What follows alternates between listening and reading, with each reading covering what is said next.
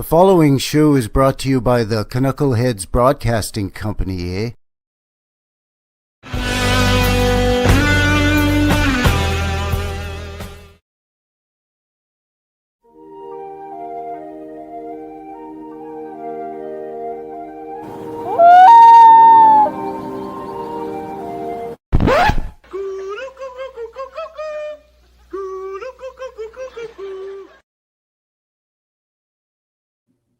All right, and we are live. Hello, everyone. Hey. Welcome to another episode of the CANUCKLEHEADS Show. My name is Frankie, and I'm from the New West Reset channel. I'm Chris over at Old World Exploration. And as mentioned, this is the CANUCKLEHEADS Show, episode 18. 18, right? 18. Yeah, a couple of years we've been at this now. Wow. Yeah. It's hard to believe 18 episodes already. What are we doing this time around, bud? Edmonton, and I'm going to defer to you. Edmonton, the capital city of the province of Alberta, where Frankie resides. That is correct. Yes, I'm in Calgary, which is the bigger of the two cities. But Edmonton is the capital. It's about 3 hours north driving on the number 2 highway. There's Alberta's sort of known as having a north-south corridor of the major cities for the most part. Oh, yeah. Direct route, right? Right. Yeah, pretty much. Almost straight north as the crow flies. So, yeah, it's about just over 300 kilometers, or what is that, like 130-ish miles? Ooh, math. You're doing math on the 150-ish miles. It's a 3-hour drive, right? So, yeah. So, yeah, the capital city. You know what? It's not bad. It's not a bad place at all. It's especially nice in the summertime. Yeah, I like it. Winters are a little rough. We've vacationed there a few times now with the kids. They got the Super Mall. We go there for their spring break vacation, and it's just a way to get away from our town and get to the big city for a couple of days. Yeah, that's right. They have that big West Edmonton Mall, which I think until the Mall of America was built was the largest mall in the world. Yeah, and I'm not a mall guy, so don't get me wrong, folks. Like, I'm not a shopper or any of that kind of stuff. It's just a little indoor. When it's that cold, you want to be indoors, trust me. Yeah, well, and the thing is that it's more than a mall. Yeah. I mean, how most shopping malls or shopping centers will have a food court. This place, has a couple of food courts, but then it has what's called a restaurant avenue. Mm-hmm.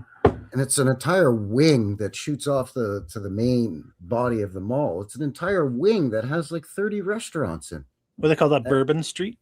Yeah, Bourbon Street. And then, of course, it has the water park. It's got water slides and a wave pool. Yeah, they're not just any water slides. It's huge. That's the big reason the kids always want to go there is the water park. Yeah, the water park inside that mall is pretty insane. Mm-hmm. Yeah, it's one of those crazy malls that you don't even need to do any shopping there, and you could still spend 2 days in there doing other stuff. Yeah. Yeah. So but lots of nice old world, though. Lots of nice old buildings. Yeah. Edmonton's a very, very interesting place, to say the least. Mm-hmm. Yeah, absolutely. So, speaking of that, links below for everything we're going to cover. Normally on the show here, what we do is I kind of go over some strange, kind of wacky stories that have to do with whatever city we're in and exploring. And then we take a mid-show break, and then Chris knocks it home with a nice file of old world photos of some of what I would say are candidates for pre-reset or extremely old world buildings. Well, just the timeline, man. That's what gets me. It's just, I want to put out a disclaimer too. If you hear any background raucous noise, my wife and kids are playing Monopoly upstairs. So if it gets a little crazy, you might hear it, just so people know. Do not collect go to not collect. That's $200. Right. That's right. Do not pass go. Do not collect $200. Yeah. So links below for everything we're going to cover, as well as how you can get a hold of either or both of us. All the info on how you can get a hold of Chris or myself for our channels is all in the description below.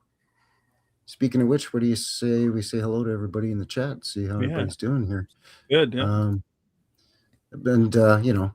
got to take care of some house cleaning. Please do all the things. Hit the like and share the live stream if you haven't shared it.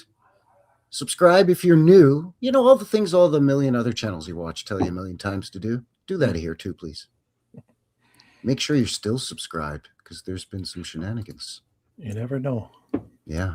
You might just wake up one day and find, hey, I'm been unsubscribed from this channel or that channel. Kinley Jackson in the box in the chat. Good to see you, Kinley. How you doing? I call him KJ. That's what I call him. Tonto Bong Ronto. Good to see you. Our buddy Paul Thaddeus over on Rumble. Because, yeah, I'm over on the Rumble too there, everybody. Wiley is here as well. What was that? Sorry? Merry Christmas. I was saying it back to Tonto. Oh, yeah. Merry Christmas. Happy holidays. All the best of the season. Yeah. Yuletide greetings. Merry Christmas. Happy New Year. New Year is, what year are we going to be in? 1026, 2026. We're going to start that one, eh? Yeah. Like you were saying, that's these build times, the timeline itself with a lot of these official narratives, and we know that they've added years here, compressed time there, stretched other times here and there, depending on where it is in the official quote unquote his story, right? What did they used to call it? The year of our Lord. 2026. That's correct. Sonny Kim is here and Scottish Tarts. Hello. Good to see you. Chadwell and Meltological. Kathy Broughton. Howdy, Kathy. Hey, Kathy. Maxwell Smart is here. That's right. Maxwell Smart. Excellent. Babylon Fox. That's Stephanie Babylon Fox. Hey, Steph. Good to see all of you here. Thanks for taking time. Well, it's going to be a little bit late for some of you over there at the East Coast or, sort of Eastern Atlantic time, Eastern time, even Central. It's getting there. So thank you very much for joining us. Appreciate it. Susan Westerfield. It's early for you though there, eh, bud? It's like what, 7 o'clock there for you? Wow, what do you mean early? I'm getting older. Okay. It's not that far from bedtime, although it is the holidays, so the kids stay up later, and I guess I stay up the same as I usually do, but yeah, I guess it's relatively early. Yeah, I go to bed a little earlier in the winter than I do in the summer because I'm one of those people that gets tired once it gets dark, and then I start waking up when the sun comes up. Yeah, which is late this time of year. Yeah, see, the thing is that once I'm through the summer, I'm kind of waking up, 5:30, maybe 6 at the latest. And that kind of becomes habit. So by the time it's this time of year, where it doesn't get light until almost 9 in the morning, I'm still waking up at, 5:30 or 6. Yeah, we're looking at 6.5, 7 hours of daylight up where I am anyway. I don't know if it's that much different from where you are this time of year. Yeah, roughly sunrise at roughly 9 a.m. and sunset roughly 4:30, 5 o'clock, give or take. But yesterday was the solstice, I believe. Yeah, somewhere in there. Yeah, I was wondering exactly when it was. Doesn't it fluctuate from year to year? It's either 21st, 22nd, depending. I guess. Yeah. I don't know. I'm not an expert, but I think yesterday this year was the winter solstice. So now the days are going to start getting longer. Yeah. Yeah, it's cold here too. It's minus 20 Celsius. Yeah, that's cold. It's cold here too. It's we're heading into a Chinook. I don't want to brag. I don't like to boast, but I like hot butter on my breakfast toast. And we're going to be getting Chinook. Those are the warm winds from the Pacific. But it's minus 20 now Celsius. Okay. Which for my American friends, minus 20 Celsius is, minus. Drum roll. That's the worst conversion ever. I know. Celsius. It's minus, it says here it feels like minus 29 degrees Celsius here in Calgary right now, which is minus 20 Fahrenheit. That's what was confusing me. You pack your toque around in this weather. Oh, for sure there, buddy. Oh yeah. You gotta have your toque there, eh? Because if not, oof, there's gonna be some trouble. Yeah. It's It's a no-brainer. It's a no-brainer. You ever notice that Canadians call them Canadians? We call them toques, but most of the time Americans call them beanies. Beanies. Yeah. I've heard beanie. I didn't know they were the same thing, actually. Isn't a beanie? Gee, no, I'd never noticed that. Beanie is more tight to the head, though, isn't it? Where a toque. I thought a beanie was like one. It looks like a yarmulke, but it's got a propeller on it. That's what I always thought a beanie was. It's got the little propeller. You know what I'm talking about. You want like the air gap. Tight-fitting skull cap, but it has a propeller. Oh, in this weather, you want that air gap. There's a little bit of extra insulation with the air when you let your toque sort of pop up above your head. That's right. You want it. Yeah, that's right. Well, and you lose most of your body heat through your head there, eh, bud? So if you put on your knitted cap, your toque, your beanie, well, you'll be nice and toasty there, eh? Yep. Nice and toasty. Anyway, should we quit being typical Canadians and moaning about the weather? Let's get down to business. Sorry, folks. Sorry about all that. Sorry about that, eh? I'm so sorry. Sorry. No, I'm sorry. I'm more sorrier. I don't know. So, what do you say we pull up the Google Maps here on the goggle machine? All right. Show folks where Edmonton is, or as we like to call it here in Alberta, we call it Edmonchuck. Because there's a lot of Ukrainians up there, not just recently because of the thing going on over there that we can't talk about, but just historically, in the 1800s, supposedly a lot of the early pioneers were Ukrainian, Prussian, and German bricklayers, farmers and ranchers. Oh, sorry, I thought you were going to say bricklayers. Well, they did that on the side. Otherwise, how are they going to get all those wonderful structures? That's right. So here's Canada land here. And Chris is over here in British Columbia, which is neither British nor at all like Columbia, but that's fine. Yeah. I'm down here in Calgary, and we're going to be looking at Edmonton, the capital city, right here. It's sort of mid-central Alberta, but in Calgary, we consider that you're getting into northern Alberta there, eh? Which really you're not. You're not. No, there's but Edmonton is so far. Because you got to remember, Alberta is about the size of Texas, and we're not even the biggest province here.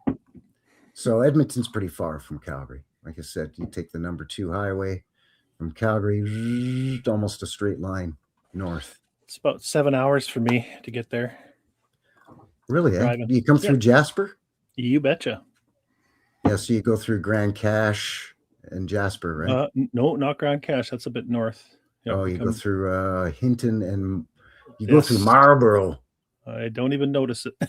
Marlborough. Once I hit Hinton, I put the pedal down. I go about 140. You just start giving her, eh, bud? Oh yeah, it's straight. I'm from BC, so the roads wind. Once you get past Hinton, it's straight and flat. Yeah, once it becomes straight and flat here out of the foothills, yeah. Somebody's asking. You can just put the pedal to the middle. I'm in Prince George, McKinley. Just so you know. Yeah, right here. Eh? Yeah. Don't dox the guy now. Come on now. I've done it many times. Yeah, Prince George, BC. Yeah. It's lovely up there. It's mountainous, forested. There's a lot of lakes. Yeah. So you can get some fishing done. You got to come up this way, Frankie. Come up for a vacation one of these days. We'll put you up. I really should come up there. That'd be fun. I've been there before, but it was probably, I think it was when I was a teenager, and it was a road trip on my motorcycle with some buddies. Oh, cool. That sounds fun. Where were you headed? About 5 of us had motorcycles, and we just kind of actually went to Edmonton. We spent a day in Edmonton, then we zipped it through Jasper, and we went there to Prince George, and then we went down through the Okanagan Valley. Oh, you looped it. Nice. And then we headed west to Vancouver, and we spent 3 days in Vancouver and then a couple of days in Victoria. And then we hopped back in the mainland, went down to Seattle and Portland, and then came up through Coeur d'Alene, Idaho. Really nice. And then through the Crow's Nest Pass in southern Alberta. That's a hell of a trip. Yeah, it was a couple of weeks. I think I was 17. Most of my buddies were 17, 18. We all had motorcycles, so there was the 5 of us. Tenting a lot of the time, just camp it overnight. Yep. Cool. If we knew we were going to stay longer, then we just get a couple of motel rooms. Yeah, it was fun. Yeah, It was a good sounds time. like I it. highly suggest road trips for a young man and his bros. Mhm. It's a good time. Good time in life. Yeah. Absolutely. All right, so I've got the what I like to call the Wikipedia, just to give us what the normies would look up if they're trying to figure out. Oh, Edmonton. Well, where's that? What's that all about? And there's a couple of Edmontons. There's one in the UK, and I think there's one down under there. Crikey, down under. I think there's an Edmonton. So this is Edmonton, Alberta. We're talking. It's the capital city of the Canadian province of Alberta. Situated on the North Saskatchewan River, even though Saskatchewan is a completely different province. It's not the North Alberta River, no. Yeah. Anyways, and it's the center of the Edmonton metropolitan region. Yeah, it's surrounded by a center, yada, yada, yada. Okay, that's fine. Let's get into the origin of the name. First permanent settlement in the area of what is now Edmonton was the Hudson's Bay Company. Wow, what do you know? Fur trading outpost. And it was known as Fort Edmonton, or also known as Edmonton House. It was named after Edmonton, Middlesex in England. I say, jolly good, there it is, sir. The fort's name was chosen by William Thomason, who was in charge of its construction. Sure, I guess if you build it, you get to name it. Why not? The earliest known inhabitants arrived in the area of what is now Edmonton around 3000 BC. Okay. Sure. And perhaps as early as 12,000. Whoa, there's a gap. Just a 9,000 year gap. It's fine. It's totally fine. Why? I don't understand what the problem is. Here we are making a big deal of 1,000 years missing, and they got 9,000 there. Right.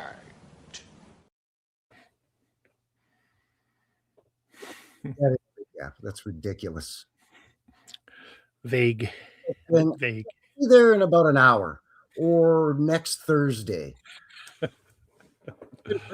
Is home to several First Nations people, including Cree, Nakota Sioux, Blackfoot, Tsutsina, Ojibwa, and Denisuline.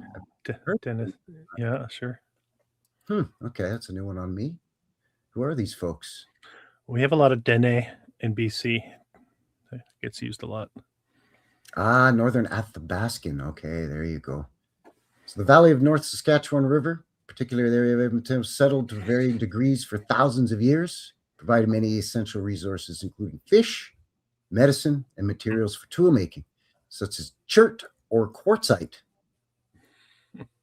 They used for axes, knives, and arrowheads. Yes, of course, the primitive... Yeah, hunter-gatherers. Hunter-gatherer, primitive, wild, crazy, redskin Indians. Look out, they'll get you. Using quartzite to make arrowheads, apparently. Yeah, sure. Great Anywhere between 3,000 and 12,000 years. Somewhere in that time.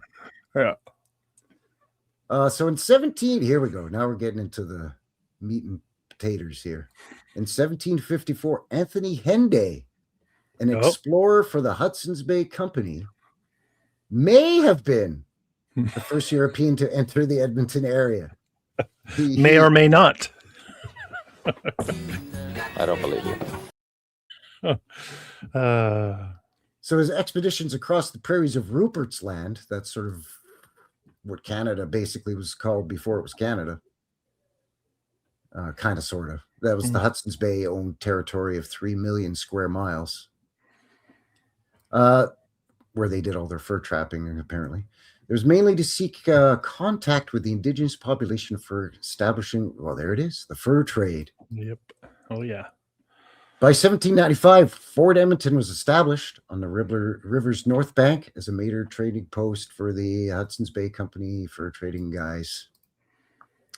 Yada, yada, yada. By 1813, after some changes in location, Fort Edmonton was established in the area of what is now Rossdale. So there was more than one Fort Edmonton, they're trying to tell us, I guess. Yeah. There was one in one place in 1795, and then they got impatient. So 18 years later, they either moved it or built another one of the same name. 1876 now. They'd signed treaties with a bunch of indigenous peoples so they can screw them over right good. Okay, sure. Oh, of course, and now here you go, Chris.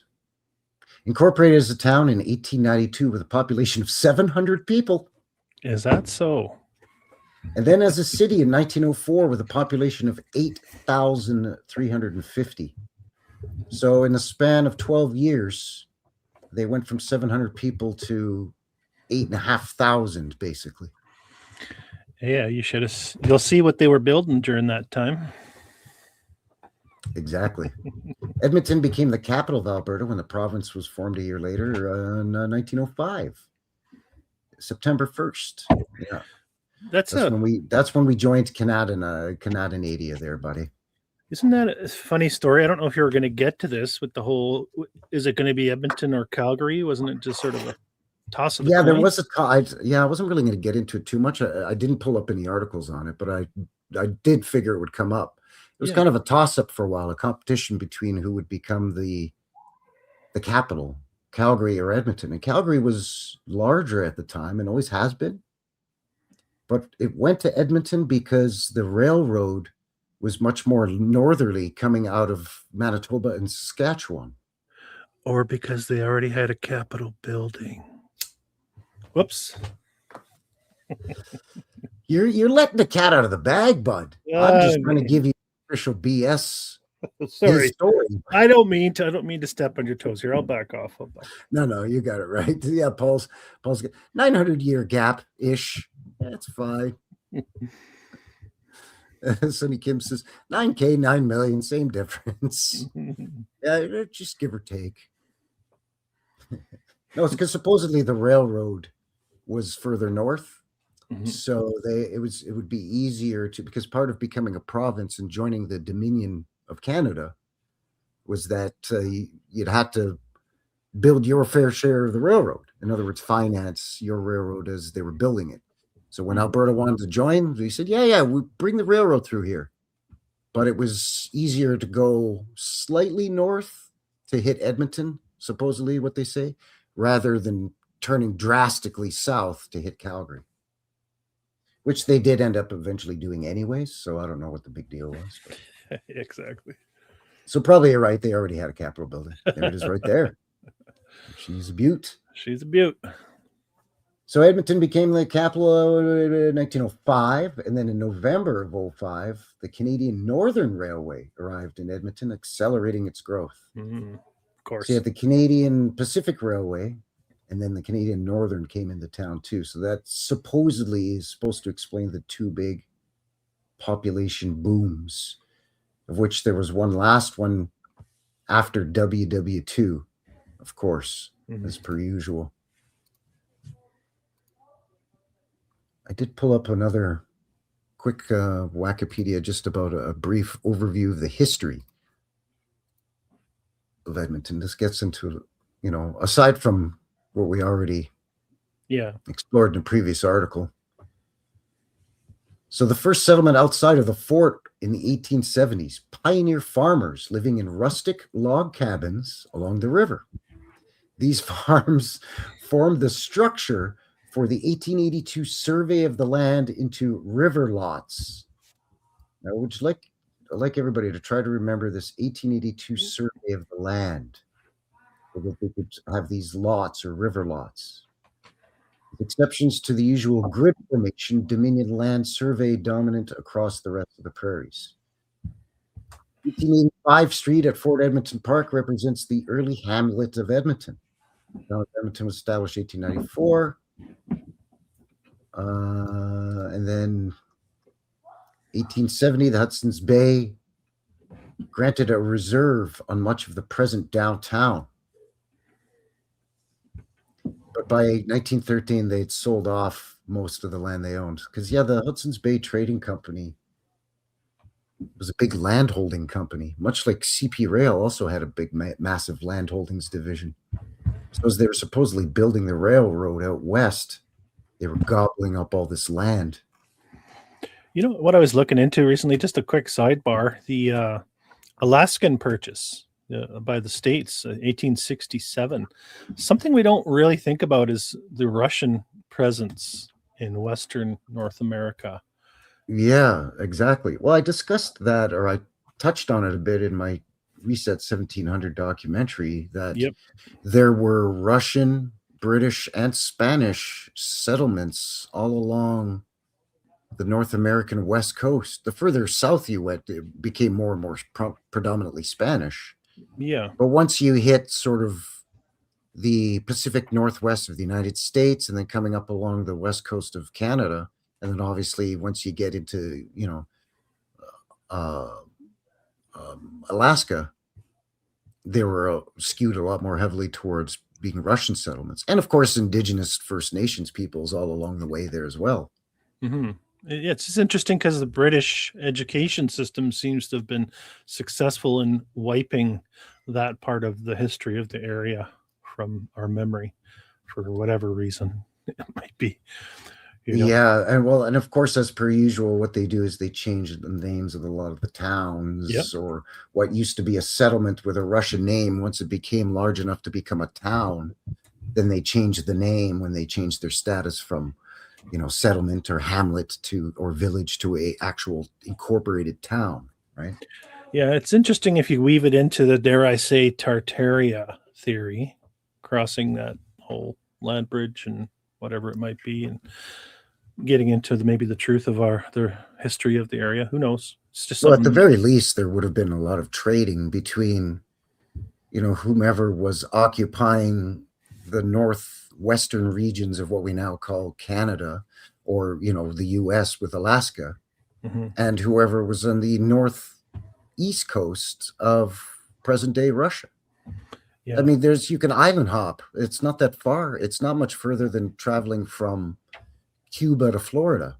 It's maybe only twice as far, but there's a lot of islands that you can sort of use as little stopovers along your way between the east coast of northern Russia there and Siberia, basically, right? And the far west tip of Alaska.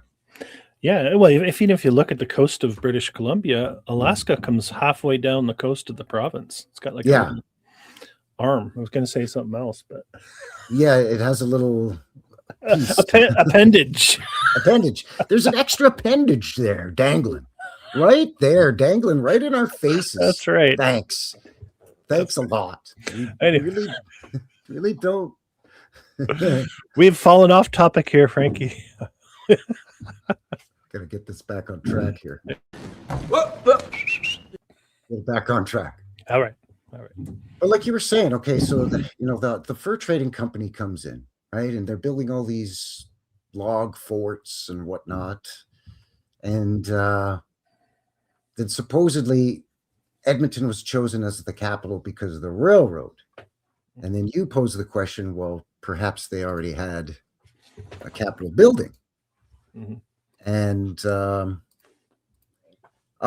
this is the only photo that I'm going to share for the entire stream. That's your wheelhouse. All right, thank you. But I got to show you. I got to share this photo. Boom! There it is. So here's the Hudson's Bay Fur Trading Company's Fort Edmonton, and there's the Capitol building in the background. Just look at the juxtaposition. That supposedly the same peoples built this with this kind of tech and also built this. And this little photo that's prepped for a postcard doesn't even do the Capitol building justice. No. Just giving you a little bit of for what I'm sure Chris is going to present later. But yeah, this sums up Edmonton and the official story right here. Look how redonkulous this looks. Well, we're going to trade some beaver pelts with the native Indians here in our rickety wooden fort. What's that up on the hill? Don't worry about that. That's just where the lawmakers are going to make the decisions. We're getting ready to be a capital. Yeah, we're fixing to be the capital up here. We're just waiting on the choo-choo to make its way over. That's right. And then we'll be good to go there, bud. Like, come on, man. I love that photo. It's good. I have that one too. Yeah. Every time I see it, I just start giggling like a child. Yeah. So I'm going to share an article here from CBC News. So it's government-sponsored news. So, you know, take that with a grain of salt. Or two. Yeah, take it with you know what they call salt lick that the cattle have out in the pasture? Yeah. Take it with one of them. Yeah. This is CBC.ca News. And this is an article, Mapping Edmonton's Long-Forgotten Coal Mines. I lived in Edmonton for almost 3 years, two and 3/4 years. I just couldn't do that third winter. I had to get, well, the getting was good. But I'd never heard of coal mining in Edmonton. So long before Northeast Edmonton was a sprawling suburb, it was a bustling mining town. And according to historian Shirley Lowe, the area is still riddled with long-forgotten mining tunnels. Wow. Really? Underground tunnels under a city, you say? Wow, that's new to me. Nope. Not one little bit. Even in Edmonton. The coal industry pretty much fueled the early development of the city, says Lowell, Edmonton's former historian laureate. I thought it was, didn't they just say in the previous article in the Wikipedia that it was all about the Hudson's Bay Fur Trading Company? Yep. All right. Well, I guess, you know, just whatever, I guess. Our electrical system ran on coal. Of course. Our streetcars ran on coal. It heated our homes and fueled our trains. So it was really handy to be sitting on that resource. We're still sitting on big seams of coal. So wait, the streetcars ran on coal? No, they didn't. They were electric streetcars. That's a laureate you're questioning there, a historian laureate. Oh, I'm sorry. Yes, my know your place. I know. Shame. Shame. Underneath downtown Edmonton and east through Beverly lies a network of collapsed coal mine tunnels, remnants of a booming industry that existed from the 1880s to the 1940s. Edmonton, it was established in 1870. Yeah, there's what, 700 people there? And they built the downtown on top of collapsed coal mines. That does not sound structurally safe. Where were the engineers at the time? Where were the engineers? I'll tell you what, we got to build these skyscraper buildings here. You know, these 7 and 8 story brick and sandstone buildings here. It's 1902. We got to get with the times and build them big here. Yeah. So, yeah, but there's coal mines underneath the ground here. All right, well, we better collapse them then. Yeah. Just pack them down. There's coal mines under there, and I think they're writing off pre-existing underground tunnels as, oh, yeah, those were coal mines, buddy. That's what I. You're probably onto something there, Frankie. One of the historic remnants was recently unearthed beneath the Rundle neighborhood.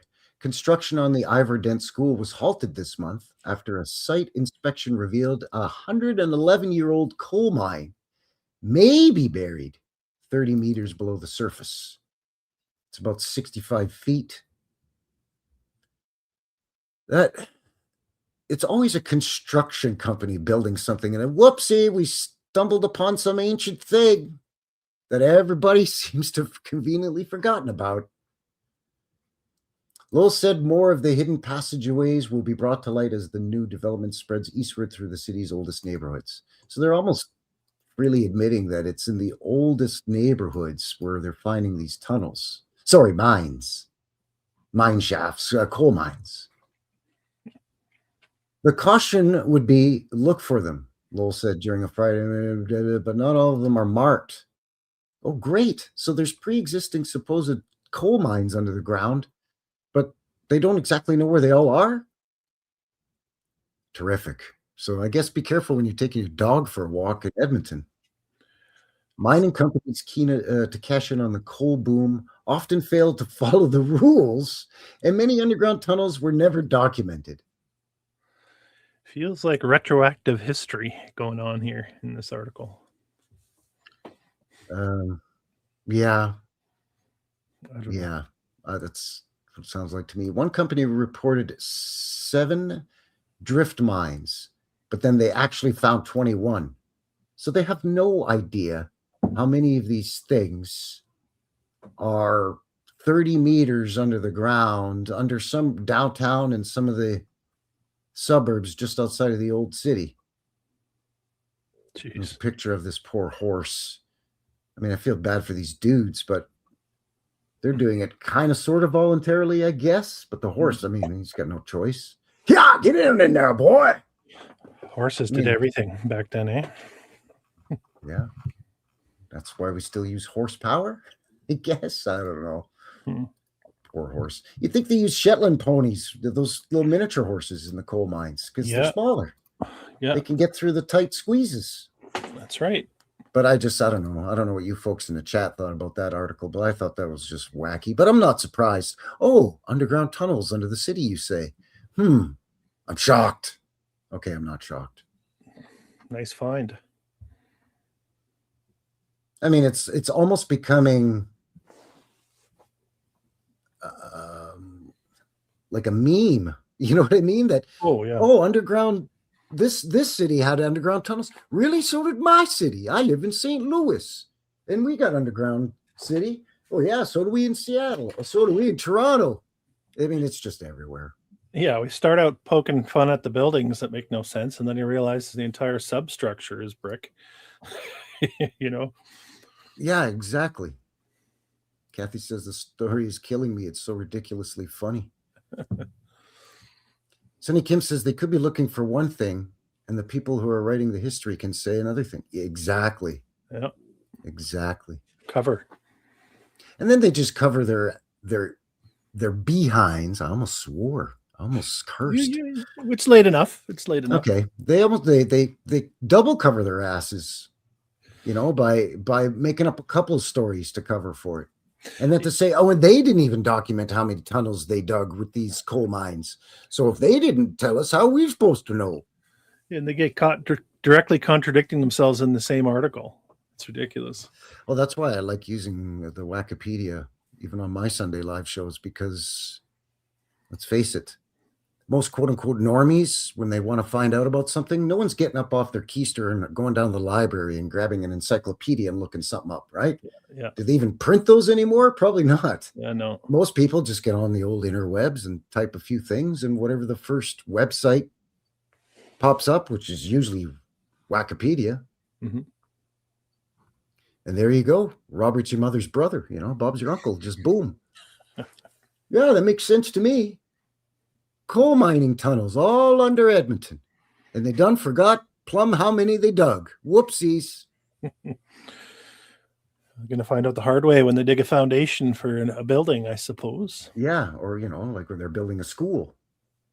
But they also just, apparently the entire area is littered with them. So just be careful you don't fall into a freaking open coal mine shaft. You know what I'm saying?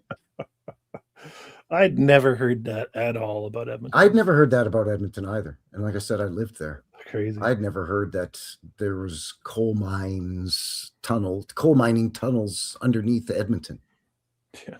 I did hear that there was tunnels underneath the legislature building. I was going to get to that. Yeah. That's the only Edmonton tunnel related thing I'd ever heard. Oh, and that's not even secret. You can actually, there's glass openings. You can look down at the tunnels that connect it to the buildings nearby. Yeah, because those glass things let light down in there, because there's also the train station is down underground there, right? Most of Edmonton's train is like Calgary. It's like the old streetcar style. It's on the street, not like a subway. Yeah. But there's certain sections of Edmonton where it is a subway. Yeah. And under the legislature is one of them. Mm-hmm. But yeah, that's a crazy place. But we'll let you get into that. This was something goofy I found because when I mentioned earlier I was living in Edmonton, I lived close to the Edmonton Ski Club, the ski hill in Edmonton. Come on, a ski hill in Edmonton. Yeah, there's one here in Calgary. There's a ski hill in downtown Edmonton. As But- a British Columbian, I scoff at that. Well, that's because you have entire mountains to ski. You know, if you live in Edmonton, it's like a 2.5, 3-hour drive to the mountains. Oh yeah. Here in Calgary, it's only an hour to drive to the mountains. Yeah. But in Edmonton, it's a little further. It's a ways. But I was like, wait a second, what is this? So this is Connors Hill in Edmonton, okay? So it's part of the Edmonton Ski Club. So get this, the history of the Edmonton Ski Club was founded in 1911. All right. And with the construction of its own ski jumping hill for the winter 1912, it wanted to surpass the ski jump of Fram Ski Club at Camrose, which is not too far away from Edmonton. I guess Edmonton always likes to pick fights with other cities. Edmonton's trying to compete with Calgary all the time. Edmonton's now firing across the bow of Camrose for some reason. But anyways, during the 1913 competition, which was attended by 5,000 spectators, John Hogan jumped a Canadian record of 109 feet. By 1926, the ski jump had become ramshackle and had to be closed. Only in 1935, it was modernized and reopened. After WW2, interest in ski jumping steadily declined, and thus the last competition at Connors Hill was held in 1975. I don't understand what the correlation is between WW2 and people no longer interested in ski jumping. Almost like they reset what we thought was worth doing. You know? Maybe. But it still took until 1975. I mean, that's like 30 years after WW2. So I just thought that was weird. But then they love just throwing all these dates and numbers because you get all discombobulated. 3 years later, the ski jump, of which the in-run and table crossed Connors Road, was dismantled. Today, the area is still used by Edmonton ski clubs and alpine ski. So there's still a ski slope here. But they built a ski jump over Connors Road. Wow. I mean, this is the ski jump. You don't have a lot of options in Edmonton, so you got to do it where it makes sense to do it. Hey guys, you want to have some winter fun to help pass the doldrums of the cold days of Canadian winters? Hey kids, let's have some family fun and go skiing. Come on, little Johnny. Go over that ski jump that goes over a 4-lane highway. You'll be fine. Go ahead, little Becky. Give it a try. What the Sam Steele is going on here? Here it is in the 70s. We jump over a 4-lane highway. Take off. There's no way.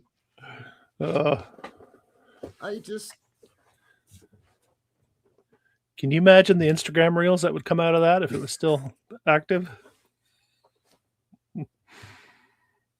It's just so.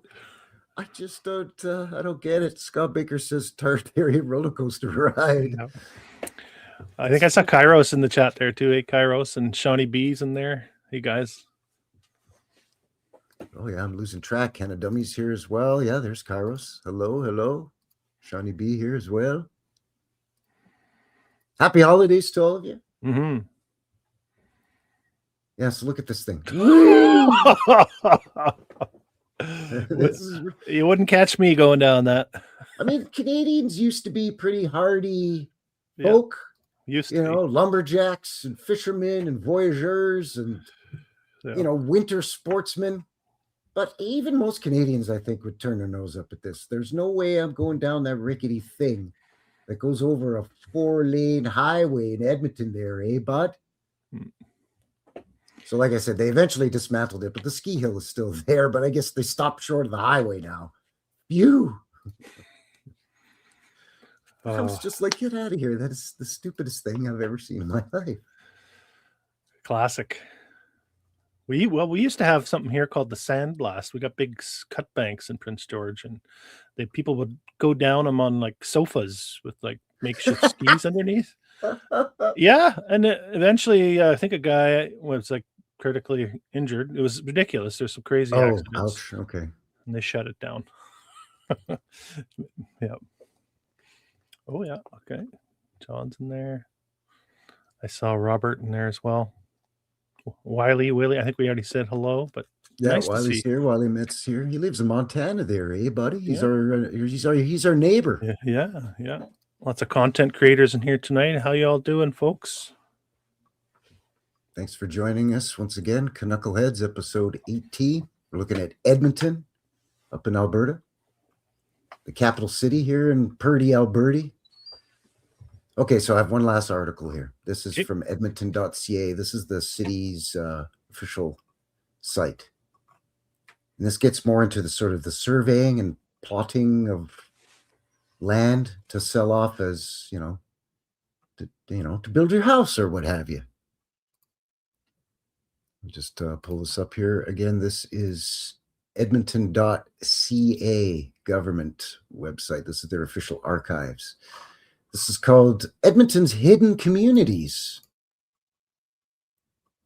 So most Edmontonians either rent or own their home, whether they live in an apartment townhouse, yada, yada. Okay. However, this was not always the case. For over 100 years, people in Edmonton have bucked the ordinary and lived in tents, shacks, old mines, and homes they built themselves on private or public land. There have been many such communities in Edmonton over the years. These are some of their stories. So settling in early Edmonton, when Edmonton first developed in the 1870s and early 1880s, there's no local government to ensure standards were met and little oversight on where things were built. It was not until 1882 that the system of land titles and homesteads was introduced in Western Canada. So there's that date that they alluded to in that Wikipedia article. Before this time, the Northwest Mounted Police kept order, though there were times when local citizens took it upon themselves.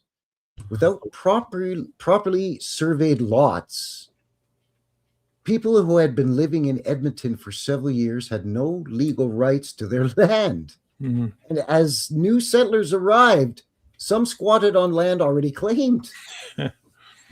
That sounds familiar in today's modern times. Yeah. But they're jumbling around this 1882. First, they said that, they had these river lots. Mm-hmm. And now they're saying that in 1882, it was madness and people were just building tents and shacks wherever, willy-nilly, wherever they saw fit. Wild West narrative. Yes, of course. How could I forget the Wild West narrative? Ooh, that doesn't sound comfortable, Kathy. She says she twisted her knee skiing in Colorado. Oh, yeah, that's right. I do remember you saying that you have emotional damage whenever you watch any of my vintage footage, old-timey skiing videos that I find and I upload. Here's that Matthew Macaulay guy. When Edmonton was incorporated as a town in 1892, Matthew Macaulay became the first mayor. So like 700 people, right? Yep. Some of the first bylaws passed related to buildings and were designed to protect public health against fire. Of course, fire. They're worried about fire in 1892 when everybody's living in tents and abandoned mines, apparently.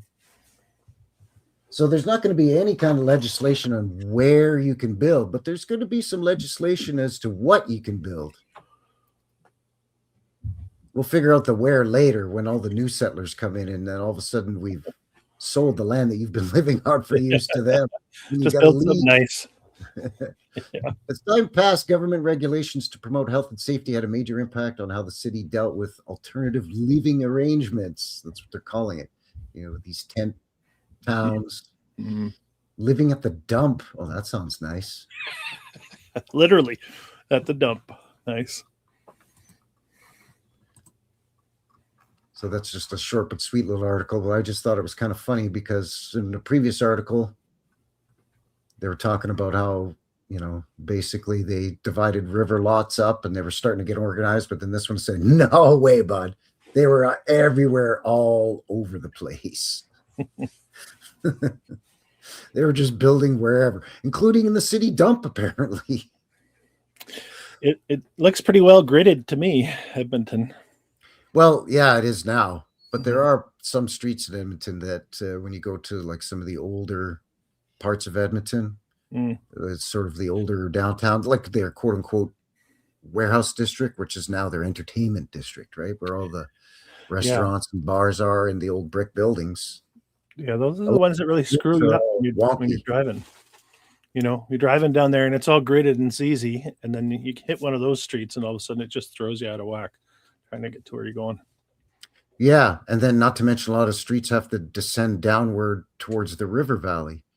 And some do it on an angle, so it's not as steep, but then Yeah. others say, F that, and they go straight down. And you're like, wow, this is a steep grade, especially in the winter when I got to walk up this thing, man. I don't have my studded tires on just yet. I mean, driving up is bad enough, but walking up, Walking, yeah. you got to walk up an icy sidewalk to go to the grocery store to get your weekly grocery shopping done. And it's at like a 14% grade for 6 city blocks.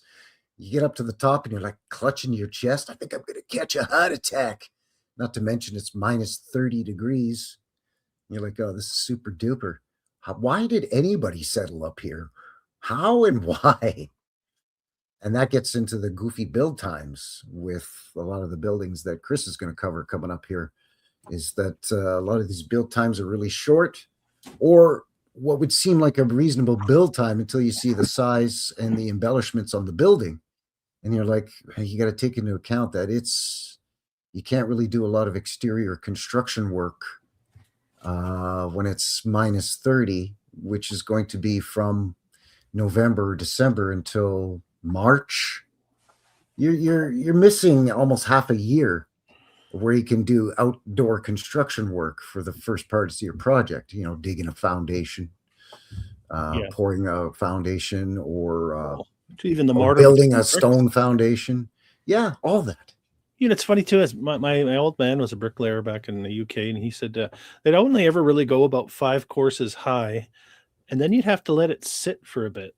Otherwise, you'd squish the mortar joints by piling too much weight on top. Something I'd never thought of before. You know what I mean? Yeah, mortar does have to set a little bit, because Yeah, mortar is fussy. You have to have it at a very certain consistency when you're applying it.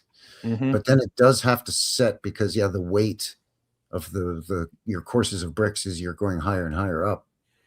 Yeah, something I never thought of before too. But yeah, mortar has to set in cold weather too, which Yeah, it's and better. Kairos is making a good point that you're going to have frozen ground, so you're not going to be able to.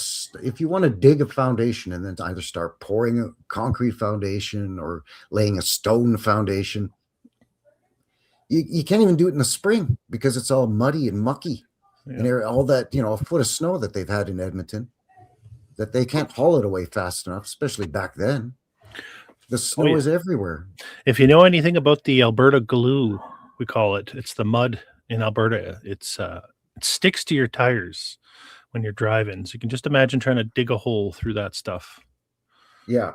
I mean, you got to wait until June if you're going to, let's say you're building a 6-story brick building and it's, 1910. Yeah, you can get a steam shovel out there to dig your foundation. Of course. But you got to wait till June to do that. You can't start doing that in April or May. It's too mucky. So by the time you have that dug and then either your stones laid or your concrete poured and set, boom, it's fall, winter now. You got to basically halt construction. So in your first year of construction, all you've had done is your foundation dug and maybe poured. And you better hope you don't hit a coal mine tunnel. Exactly, man. Or maybe you hope you do, and then it saves you on excavation. That's right. You know what? I'm just going to live down in this old coal mine, just like in that other article. Yeah. I'm just going to live down here. F this. I ain't going to build a house. They'll probably kick me off of it anyways. But if I hide down here, no one will ever know. That's right. At least the temperature will be consistent down there underground. That's right. Yeah. You get down deep enough and it's fairly consistent. Oh, man, that was a good one. So that's basically what I've got for the shenanigans. So what do you say we take a quick little mid-show break here and let everybody kind of smoke them if they got them and do what they got to do. So maybe Sounds somebody good. got to take a potty break. I don't know. And Yeah. I'll show a video. I've got a video of Edmonton from 1950. So it's not super old, but it's got some great views of the legislature grounds and the Capitol building, as well as some other old world buildings downtown. And it's all by the streetcar system. So it's all their trolley, tram, streetcars, whatever you want to call them. So how does that sound, bud? Sounds like a plan. All right. What are we at here? We're coming up on almost an hour. So yeah, if you haven't already, please do all the YouTube things, like, share, and subscribe, and all that good stuff. So this, as mentioned, is Edmonton, 1949.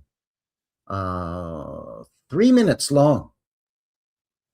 So stick around, enjoy this old-timey video, 1949 Edmonton, and we'll see you on the other side of 3 minutes. Stick around. We'll be right back.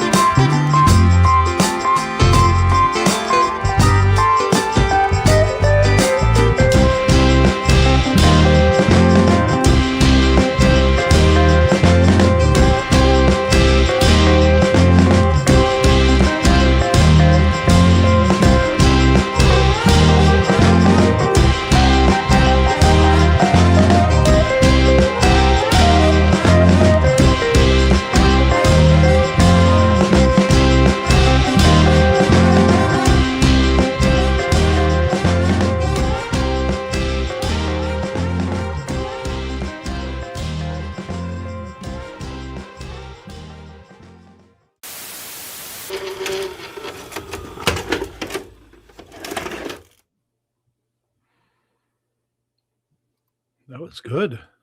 Catchy. That was pretty neat, eh? Ooh. I was dancing for a bit there. Were you? You Little sound bit. out of breath. You all right? Well, I'm not smoking anymore.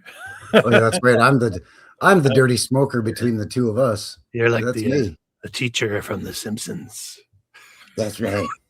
Or It's Kerbapple.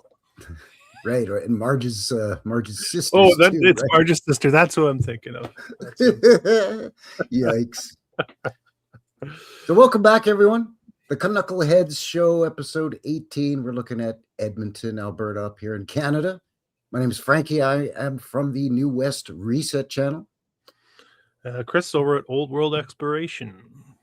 Thank you very much for joining us here, everyone, for episode 18 of the Knuckleheads. Been doing this a few years now, so thanks for all of your support, everyone. Thanks for being here. It's good to see all of you. Trying to bring you a little Old World Canada. I think that's the point of the show a little bit. Everybody's loving the old trolleys, streetcars. Yeah, the old blimps and dirigibles and airships. You know, the old way to travel just seemed like we have an old park here in Calgary called Heritage Park. It's set up like a year 1900-ish prairie town. And a lot of times if they're going to tear down an old building, they might opt to get some donations and fundraising to move the building and rebuild it at Heritage Park. So they've set it up as this frontier town.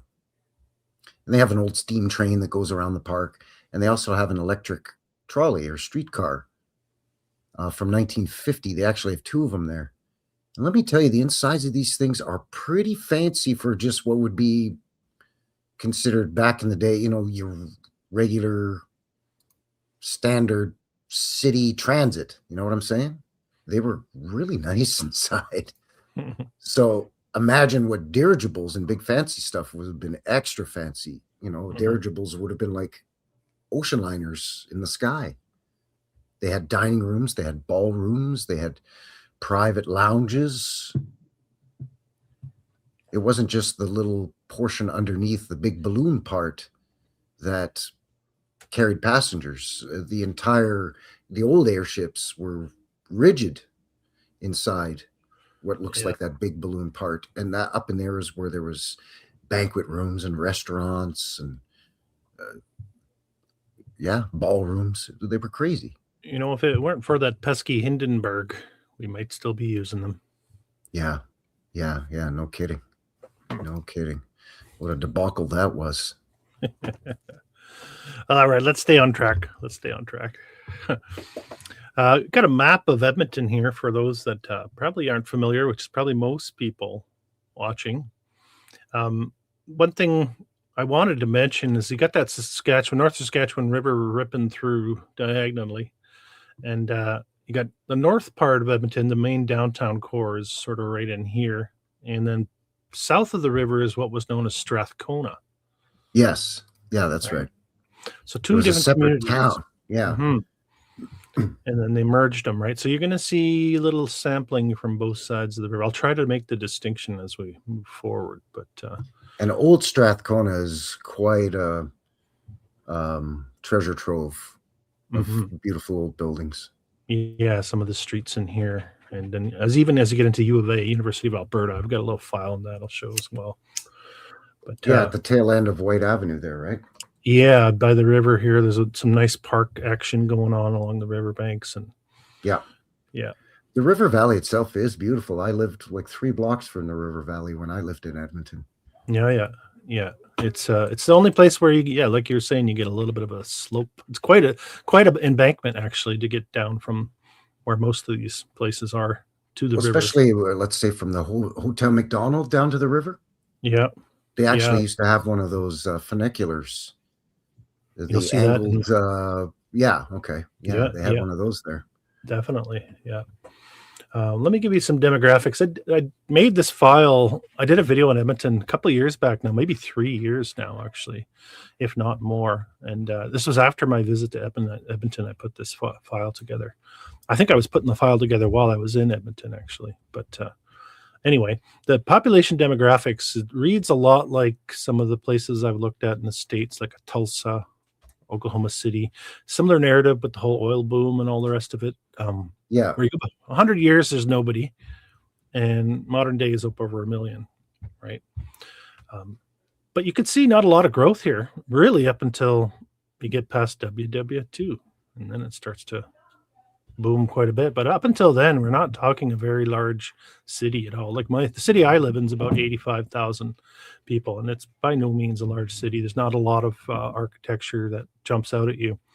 And what you're going to see that was built in this time period, really these first 4 decades where there's less than 60,000 people, is some pretty prominent architecture. Yeah. Well, when I lived in Edmonton, it was about 15 years ago. And I think there was around 800,000 people there. And moving from Calgary, which had about 1.2 million at the time, maybe 1.3 million, I noticed the difference. First of all, I noticed that the downtown core was not as large because in Calgary, I worked downtown, and in Edmonton, I transferred with the company I was working for. So I worked downtown as well. And I noticed that the downtown core in Edmonton is really compact. Yeah, and a lot of nice old world there. So I don't even think I caught it all in here. It's a decent sized file, but we'll roll through it. It's surprising what's up there because it's so far north, even not even by Canadian standards, but just worldwide. It's one of the northernmost capital cities in the realm. So we're told. Certainly by Canadian standards, it's way up there compared to all the rest, you know. Oh yeah, absolutely. I started with the provincial administration building, saying they threw this one up in 1931. They still got that old school style, I guess, going on in 31. Nice looking building though. When I was up in Edmonton 2 summers ago, they were doing some renovations to that building. I'm sure they were improving it. The west end wall, the opposite of the face that we see, the short face there, was all scaffolded, and they had tarps there, and they were also doing some renovations on the grounds themselves. I was trying to get in there to see if I could get my camera in there to see if it went down lower, but they weren't letting me anywhere near that place. Not surprised. You can see the tram lines, of course, everywhere, all over this city, you know. Oh yeah, this northern city. They have a couple armories, actually. Here's one of them. I don't remember the name of this one, but it's supposedly, okay, it says 1913 on the front. Let me see here, 1913. And then you look it up and it says it was built 1914 to 1915, which confused me a little bit. Give or take a year, give or take 1,000 years, give or take 1,000,000 years. It's fine. Yeah. And then what is that, like by their narrative, 110 years old? And look how pristine the brick is. Like, it's perfect. It looks like it was built last year. Yep. So these, I like these are the dogtooth style with the stacked brick there all along that sort of ridge line. Yeah, right there. Yeah, very decorative, and of course the bands of stone they throw in these as well. It's just indicative a lot of extra bother for, you know, where it's basically essentially a military storage facility. You know. Yeah, exactly.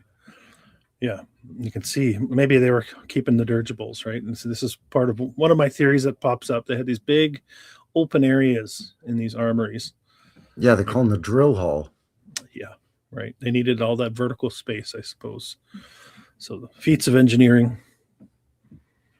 I'm with you on that. These were probably maybe not all armories, but ones that have this distinctive look, because this looks almost identical to the one in Calgary, the Mawada Armory.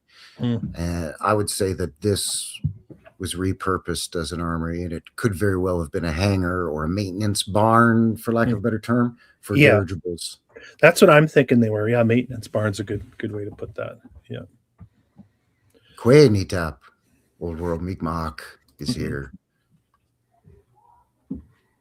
So remember the timeline, right? I do have dates attached to a lot of these buildings, which will help bolster our claim that there's something wrong with the historical narrative.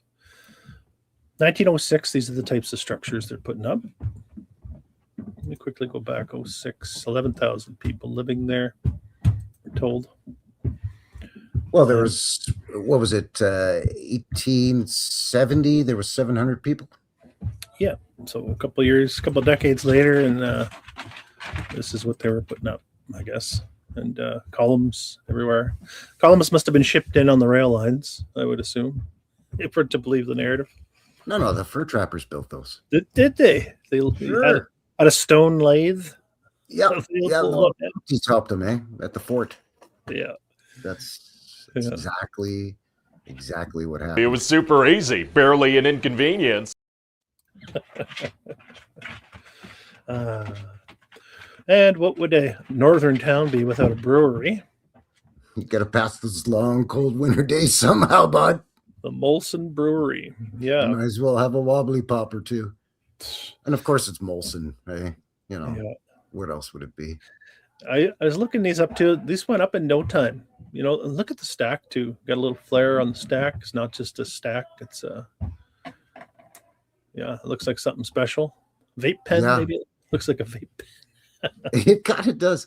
It's a lot of bother for what supposedly is just going to be spewing smoke or steam out into the air. You know what I mean? Like, do you need to embellish it like that?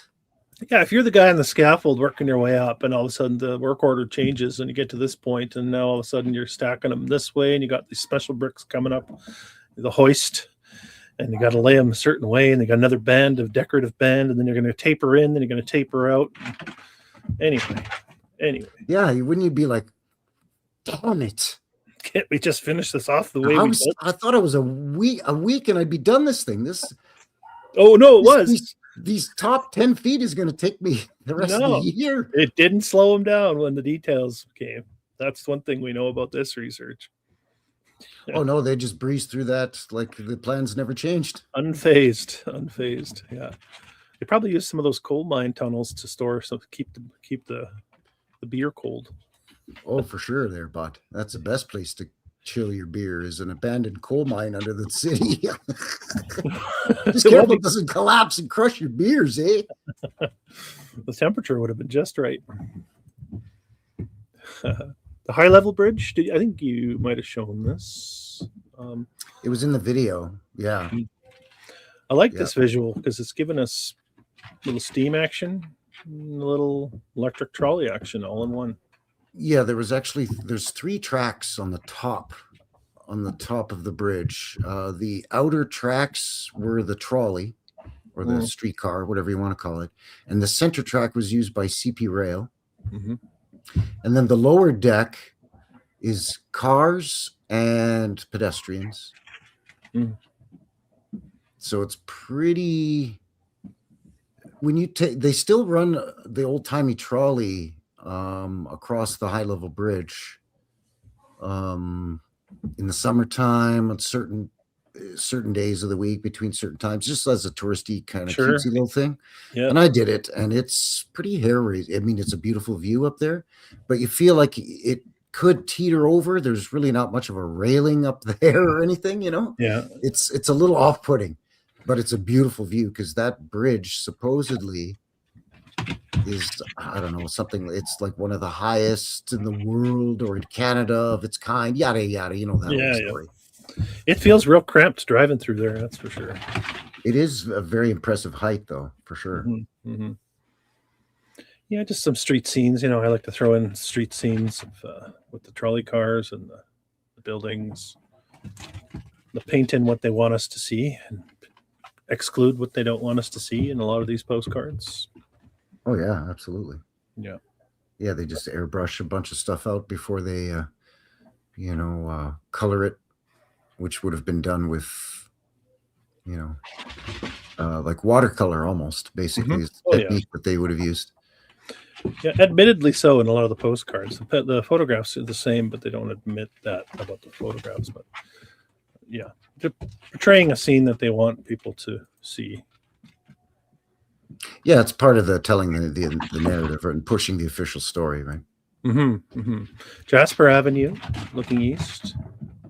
Interesting. You've got very wide streets, right? And you've got the brick buildings. You've got the concrete sidewalks, it looks to me. So very wide streets, dirt streets, they look to me, and concrete sidewalks. So they built the sidewalks before they paved the streets, I guess. Sure, that's how you do it. You practice with a smaller surface, a sidewalk. And then once you got her licked, then you can say, oh, yeah, for sure, there. Now we can do it on the road. Yeah. And these all would have been excavated, lower levels. It's hard to see when you zoom in, but you're getting hints of the old world here. just a montage of Edmonton. I think we'll see some of these moving forward. Some of them not, though. I'm not sure what some of them are. I think there's quite a bit that has faded into history without much evidence What's of them. that crest in the middle? Is that like the Chamber of Commerce Edmonton crest or something? Or Don't know. I can't make it out. Too grainy. just says Edmonton, Alberta. Alberta. Yeah. Okay. The chaff of wheat. Yeah. Well, yeah, because it's not just coal and oil and fur. It's wheat. We'll add wheat to the narrative now too. Yeah. Why not? Jasper's kind of their main thoroughfare, by the way, folks, for the downtown. Actually, for the old downtown, it was Jasper. Now it's kind of like 100th or 101st, but Jasper was kind of the happening main high street back in the day. Yeah, there's some nice buildings as you drive down there still, quite a bit. Yeah. Just up from the river. Oh, there it is. I had to show it too. Yeah, it's so good. Rickety wooden fort with a crappy picket fence, and then look at that gloriousness in the background. Come on, man. Yeah. All right, we'll see more of that. Well, the money that they got from trading the pelts in that rickety wooden fort helped to build their Capitol building. Right. They got the stone from Ohio. Yeah, we'll get into that. Yeah, because there's no stone in Alberta at all, even though Calgary's nickname is Sandstone City, because after the Great Fire, they started building all the buildings here in sandstone. Yeah. Just a taste of some of the houses. These are nice. A couple of these. Beautiful. Yeah, they're like estate homes, mansions. You got to have conical dome on your house. Why not? We got to harness that ether. Just all the time and money in the world, it seemed. Imperial Bank of Canada in the foreground here with its prominent columns and heavy stonework down below. Sure, because if you're a cowboy or a rancher or a coal miner, you want to put your money in nothing but the best. Some Greco-Roman inspired building with pediments and columns. Come on. So that's how you know it's a bank with class. Yeah. Treat you right. Yeah, it's not just Rudy's bank. No, this is a proper bank. Yeah, they dumped a lot of money into the building, so it's a good place to keep your money. You know you can trust them because they got 4 pillars on the outside. The Canadian National Railway. Thought I'd throw this one in there. Got, of course, the Union Jack splattered all over the place here. Yeah, because, again, for those of you that don't know, Canada didn't really have an official flag until 1967, although we used what was called the Red Crest, which was a red flag that had the Canadian coat of arms in the middle of it for a little while. But basically, our flag was the Union Jack. Got something over here, too. Not sure what that is, this building. You can see with the bricks and the arches and basement windows and detail going on. Just barely see it. I'm not sure what that is either. Let us know in the chat or in the comments if you're a local. I'm thinking it might be a church because I don't know if that CN building is still there, to be honest with you. I don't think it is. I think it's demolished, and that one probably is as well. If I'm recalling correctly. Oh, there it is. So there's the railway station, and there's the next door neighbor. School, almost, I want to say. Yeah, it's either school or a church. Or at least what we're told they would designate as a school or church. You've got to have that look to get that designation. I don't know if you guys are picking up a bit raucous upstairs here. I hope it's not bothering anyone. That's not too bad. It's fine. Holiday season. You've got a family, and it is the season, man. You gotta let the children's blow off some steam. Yeah. First Presbyterian. Do I have the actual church? No, I don't. The Knox. It got a little confusing with the churches too, but we do have a nice pipe organ in the First Presbyterian Church. Wow.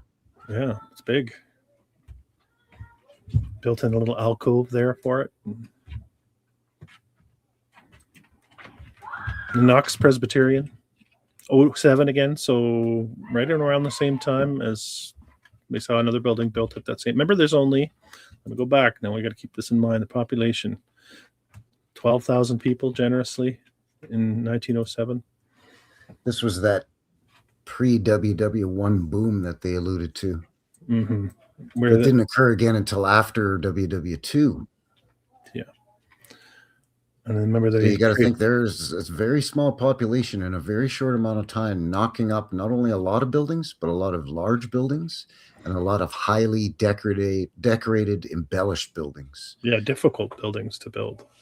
And again, you got to eliminate, 6 months conservatively for cold weather. It just looks so strange too, with all the foreground being so muddy and ramshackle, and then you've got these basement windows. Clearly, there's a lower level here. You got an arch over here. It just doesn't match the surroundings, And why would you need to? Why would you need to build in the basement? Here's another one. Metropolitan Methodist went up the next year. You can see one back here, but looking very mudded, if you will, as far as the streets go. Like perhaps these were being discovered and dusted off, and maybe roof repairs or whatever it might be. Yeah, they slap a new roof on it and replace any glass that's missing, and restructure and reformat the entranceways and change doors to windows and windows to doors, and there you go. Maybe remove a little decoration. That's why I think that they say that some of these have such short build times. I think that's the renovation and fixing up times. It took 2 years for them to fix it up or whatever, not 2 years to build. Again, I'm speculating, but sure, yeah, no. Couple churches here, as you can see. No shortage of churches in Edmonton. Presbyterian now, 1913. A lot of the old churches are still standing. Actually, I did a boots on the ground walkabout tour of Edmonton when I was up there, not this past summer, but last year. They're nestled in between all sorts of buildings and houses now, right? They're kind of lost in residential neighborhoods, a lot of them, I think. Yeah, and in the old downtown and the old warehouse district, there's a bunch of old churches too, and they're sandwiched between skyscrapers or big 10-story condos and stuff downtown. That one there's a real beauty, though. That one we're looking at right now. Yeah, and early too, right? 1899, right? Yeah. Our census data starts at 1901 here. So how many people were there in 1899? It is a beauty, and it's sort of, all by its lonesome with the mud. Very embellished. Lots of mud out front there, not fitting the architecture we're seeing. Yeah. Oh, I think I've jumped to another one. Oh, man. Some of these are a little bit all over the place. That's okay. Churches are always confusing because you end up with 3 churches that have the same name. Yeah. In the case of Knox United Church, every city that I know of has got a Knox United Church. Calgary's got one. Edmonton's got one. Red Deer's got one. Vancouver's got one. Yeah. Yeah. Nice looking interior, though. I'll keep moving forward. This St. Joseph. This is one of those strange reincarnations, is my guess. It feels like there's a bit of old in there, but it's been, modernized and maybe camouflaged. I don't know. It may have been refaced or refacaded in that rough-hewn stone. And they also like to connect, like, let's say the vicar or the preacher or whatever lived in a little house next to the church. Well, then eventually they connect them, which is what might be that funky little bit that we see with the 3 arches there. Yeah. Yeah. It's connecting the church to another older building, maybe an old stable building or whatever they tell us it used to be. Sure. They just join them all together and reface the whole thing. And it still has some of the hallmarks of old world, but it looks funny. Yep. It's funny too, because it's built the same year as this guy. It's quite a difference in look there. Yeah. This is the St. Josephats, and I remember driving by this one, and I kind of just slammed on the brakes, and I'm like, Kids are whoa, like, Dad. and I looked it up. I think same day I saw it. I'm like, built in 1939 to 1947. They say interesting. Maybe, but it's a beauty for sure. Is that Ukrainian Orthodox or Russian Orthodox church? Ukrainian Catholic? Yeah. Catholic. Yeah. There's one in Calgary that looks similar to that, but it doesn't have those pillars in the front. It's got the big somatic window and a big arched entranceway instead. It's one of those ones again that make me think, has there been some repurposing going on here? I don't know, but it's an interesting looking church for sure. They And just went crazy with the domes. They just got silly with it. Like they just couldn't get enough domes on that thing. It's beautiful. Yeah. You could have got one more in here, maybe, just on the ridge. Yeah, come on. You really pounded the pooch on that one, guys. Yeah. A little construction photo for us. Always enjoy the construction photos. Yeah, where the bottom is completely finished, but the top just has some scaffolding on top of it. A little we're just building it up from the ground up. We finish everything as we go. That tree's growing like a weed down there. Yeah, that didn't get in our way when we were laying all these bricks in the lower floor. It's fine. Jeez. That's the interior. Oh, man. Yeah. St. Joseph's. It's a cool looking church. Definitely one that'll catch your eye for sure. Show me all the blueprints. Yeah, right. This was one of the ones that really stuck out for me. The old courthouse, gone now. Yeah, I know. I don't know why it would be gone. Well, I mean, you can guess why, but you'd think it would be one that, I mean, you know, they took the time to put it in a postcard. You'd think they'd want to keep it around, but maybe they were having trouble explaining it after a while or something. That's what I'm wondering, you know, like again, population demographics are paltry at best. This is when they're about to start the Capitol building. They're finishing up the courthouse, apparently. I don't know. And they tear it down 60 years later. There it is right there. 60-year-old building. I don't know. It's a very unique looking building too, because not only the color, but normally, let's say the front entrance, you would see the columns or pillars with the big pediment, and then the side entrances would be fancy, but wouldn't have all of those columns in it. But it seems like all four entrances on all four sides of this thing are just one is just as fancy as the other. You know what I mean? Yeah, it's a neat looking building for sure. What a shame. Yeah. Shame on you, Edmund Chuck. Shame on you. Yeah. Tore it See down. the Hotel McDonald in the background there too. Yeah, I was going to point it out. You can see it back here. Yeah. Before all the skyscrapers took over. There it is again. Really low windows there on the bottom. Yeah, definitely an excavation. Maybe they hit one of the coal mines. I like that, man. I can't believe you found that one. That's good. I mean, I've heard them explain away tunnels as, smuggling Chinese workers, or the prohibition, or the Underground Railroad to get the freed slaves up to the northern states or up to Canada and blah, blah, blah, blah. But, oh no, those tunnels that are below our downtown, yeah, those are former coal mines that we all forgot about. That was a new one on me. Yeah, I see the brewery narrative quite a bit, actually. Like St. Louis is built over basically a whole tunnel complex, and all the breweries apparently were using the tunnels to store their beer. It's kind of interesting.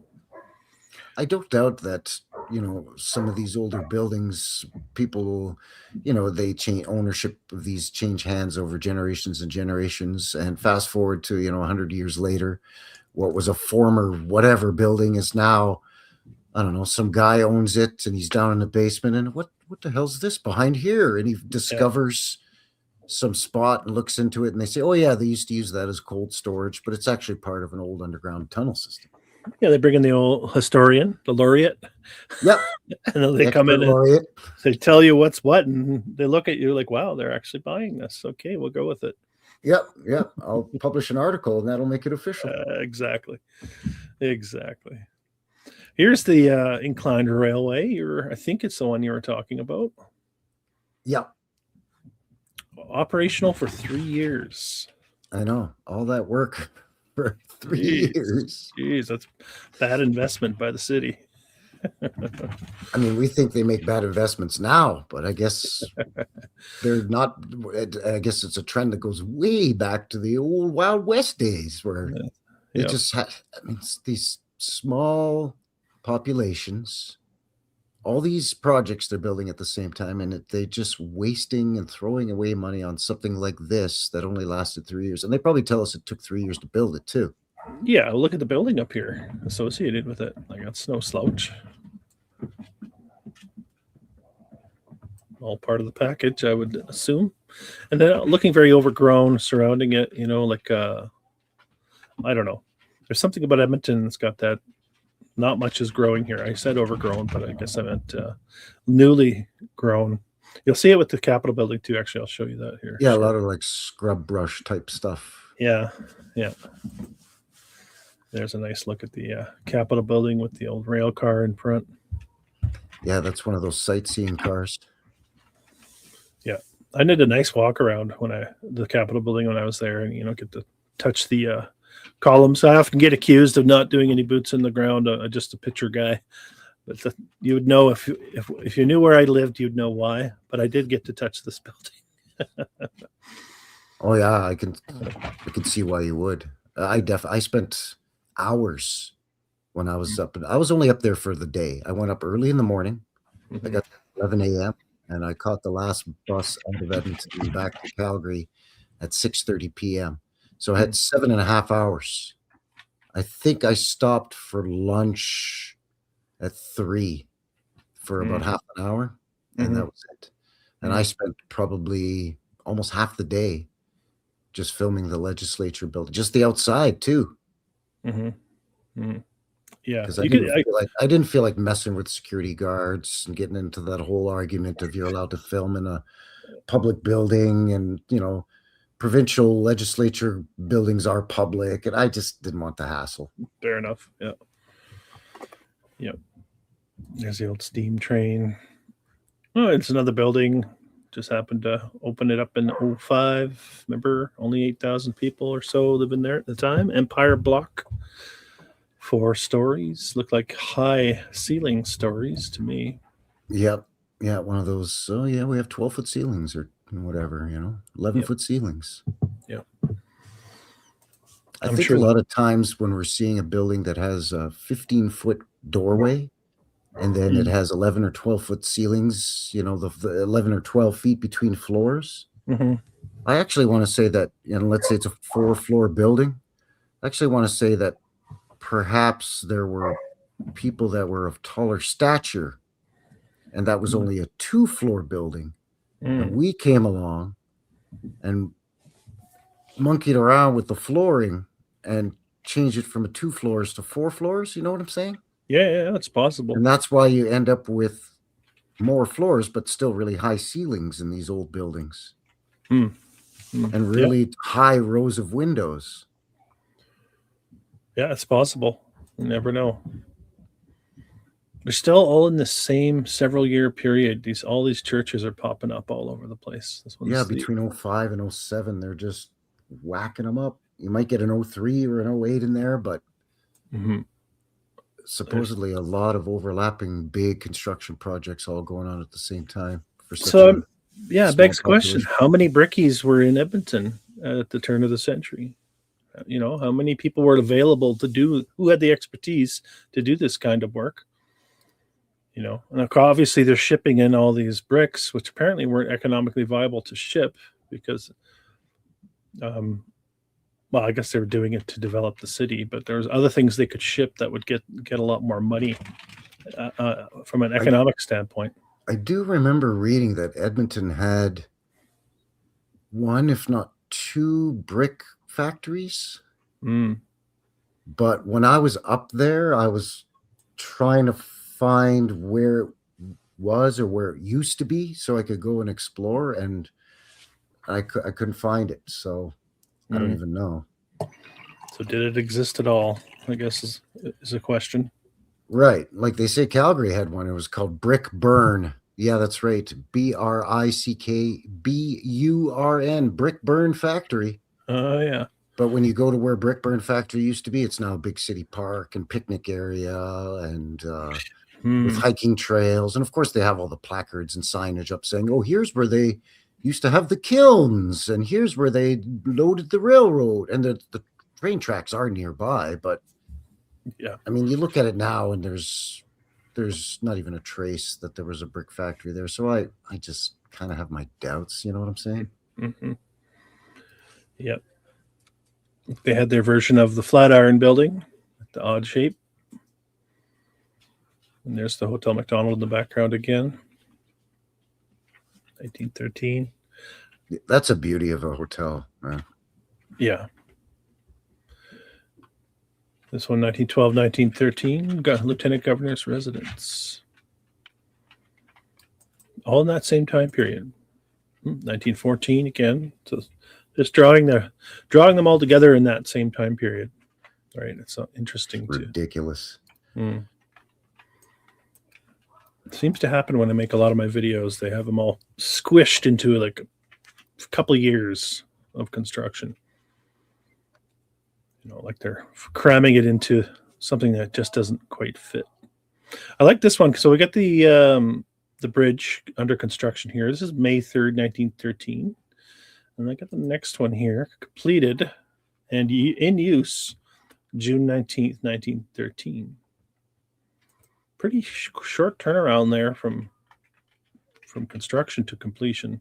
What was that again? Sorry?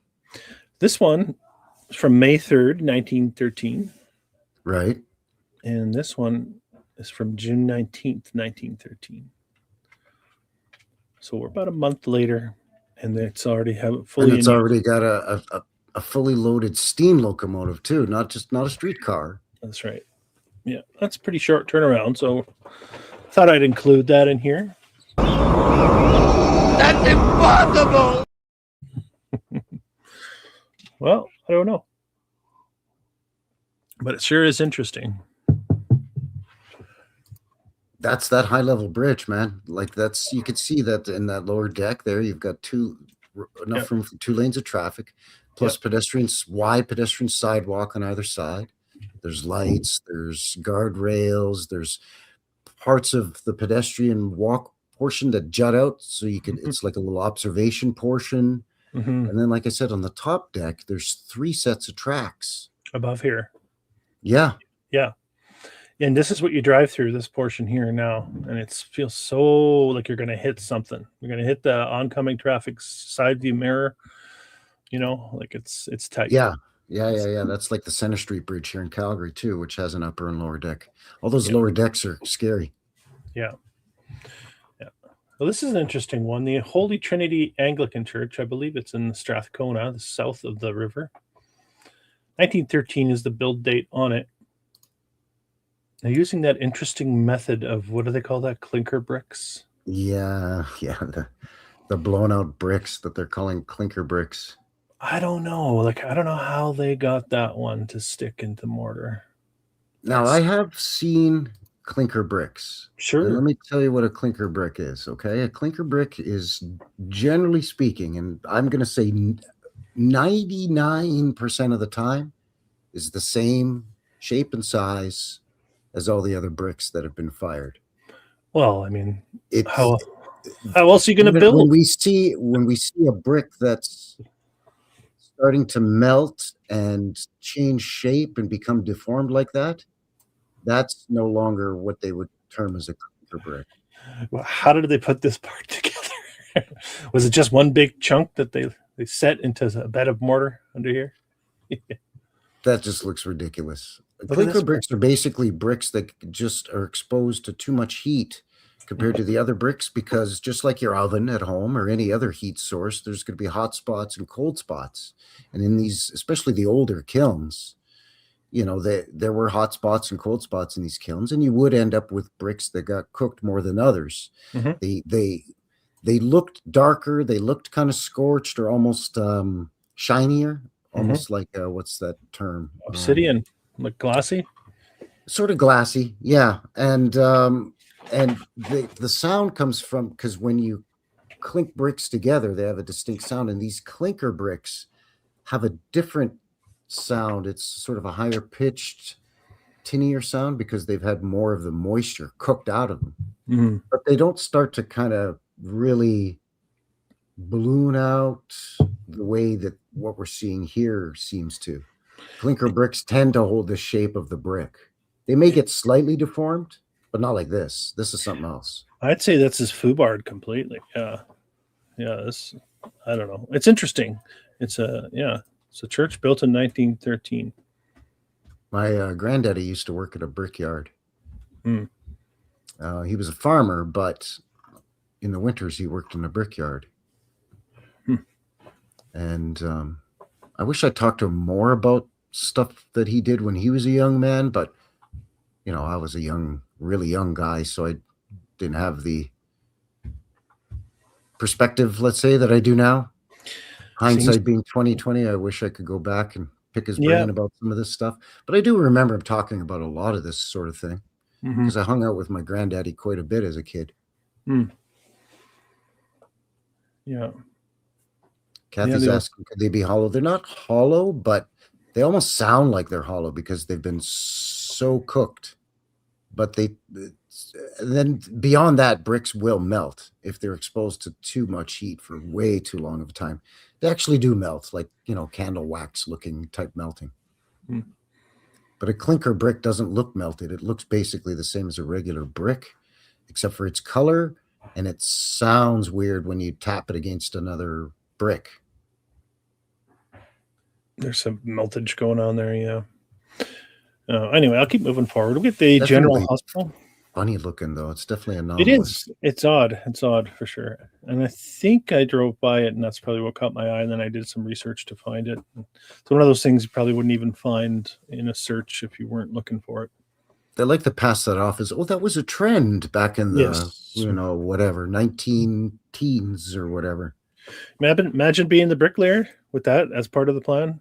Come on, how am I supposed to lay the next row? Yeah, like, are you kidding me? I like stuff to be straight and plumb and level. What are you doing to me, bud? I got to chip this little one away so it fits in there, and then I got to... You think I got a jig for this, you a-hole? Exactly.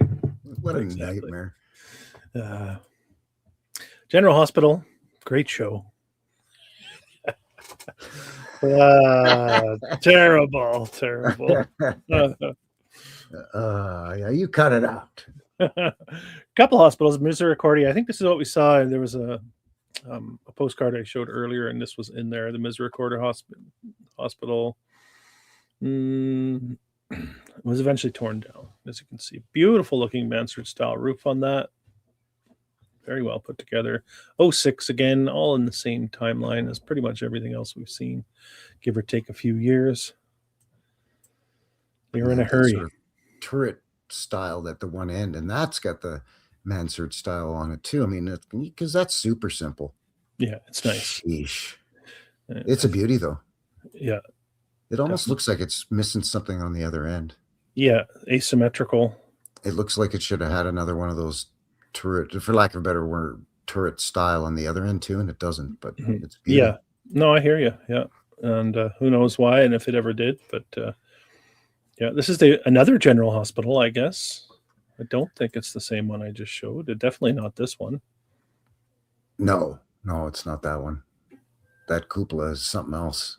Kind of has a Capitol building / Jehoshaphat church look to it, with all the domes. The church they showed. Yeah. The Alberta Hotel, 1903. They had to build this sucker.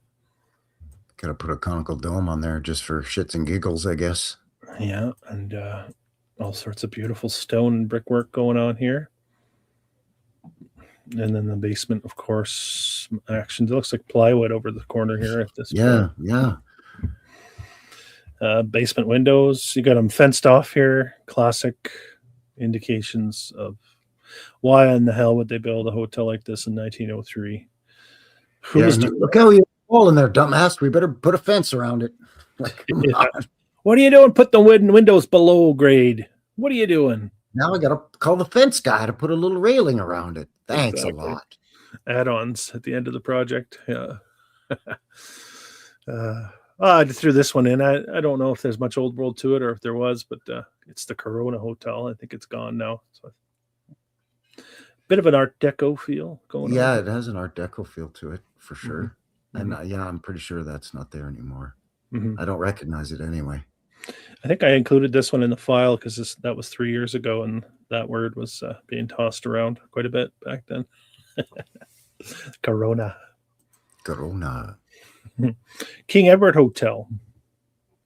1904. I don't know if this one still stands. Oh man, pretty much every Canadian city had a King Edward Hotel too. Mm-hmm. Nice little corner cupola there as well. Yeah, that's nice. And then corner balconies continued all the way down structurally to the front entrance. Yeah. Again, take note of the date, the year when all of these were springing up. Can you envision Edmonton in 1903, 1904, 1906? All of this construction going up and no one thought to take a picture. Yeah, it must have been madness, but nobody got frustrated enough to, run home and grab their camera and take a photo of it, and I don't know, write an angry letter to the editor of the local newspaper. Like, look at this chaos in here, man. Like, I can't turn a corner without another street closed temporarily because they're building some building. I'm trying to get to work, man. Where are these historians documenting the development of this great northern city? Yeah, where are the what was that lady? What did she refer to herself as? The laureate. Laureate, that's it. A laureate historian. Where's all the laureate historians that are shutterbugs? Mm-hmm. And don't tell me that people didn't have cameras in 1904. Cameras were readily available at the Hudson's Bay, at Eaton's, at a five and dime store. That's always one of the comebacks you get, isn't it? Hell, I've got 3 cameras from that time period in my collection. Hotel McDonald, we've spoken of it a few times. We covered it in our Railway Hotels of Canada. Mm-hmm. So I think I just have one of this. I could have gone in depth on this, but it's just right in and around the Capitol building complex as well. Looking like some Bavarian castle or something. Massive too. Yeah. Yeah, she's a big beauty.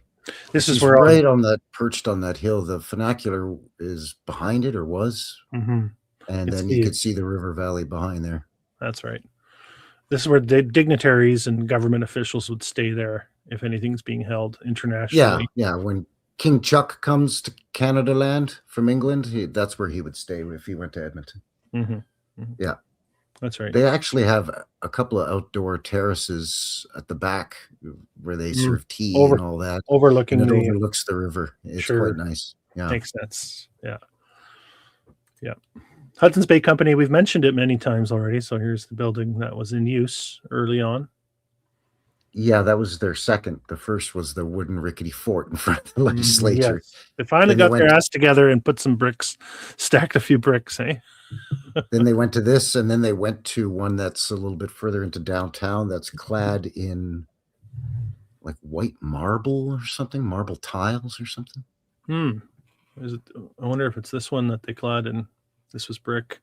There's another one. No, because those are still there. It's a completely different building, a couple of blocks from these. I think it was built in I want to say in the 40s or 50s. So it's kind of brutalist style. It's not lovely like these ones are. Even this one is interesting. We're looking at probably in the 30s with the cars up front, if I were to guess, maybe 20s or 30s, yeah. Looking like it's been modernized up here. They still have a bit of the mansard with the dormers, but something here looks like it's been modernized from what it may have been previously. Just speculating, but yeah, they may have refaced it with, I don't know, like the crappy sheet metal and changed the style of the dormers on it, maybe. Yeah, it's possible. It's all speculation, of course, but yeah, here it is, the Parliament building. I thought I had the timeline on here. I think it's a 4-year, 5-year build time on this one. Which is ridiculous. It's an interesting building, isn't it? And when you walk around it, you've got this wing coming off the back. Like the front face of it from downtown is on the back side of what we're looking at now. We're looking at the back of it. And it's got it's 3 wings, I believe. Yes. Yeah, and this one's got the sort of circular dome up above it as well. It's a large structure and it's an interesting shape. It's something that definitely draws you in when you're in the area. Yeah, it's sort of shaped like a T, and then Mhm. it's got the big main cupola with the dome right in the center of the basically. Yeah, Yeah, and that's then the it's front. got smaller domes on each of the flanking wings. Yeah, 3 wings flanking. And we were talking earlier about the tunnels. So if you walk around the front area here, I believe it's probably a little further out behind the trees there. There's like a glass domed portion that you can look down at the tunnels that connect this building and the adjacent buildings. So I guess it saves them from walking out into the cold in the colder months if you're going from, let's say, the legislature to one of the adjacent government buildings. That's right. Yeah.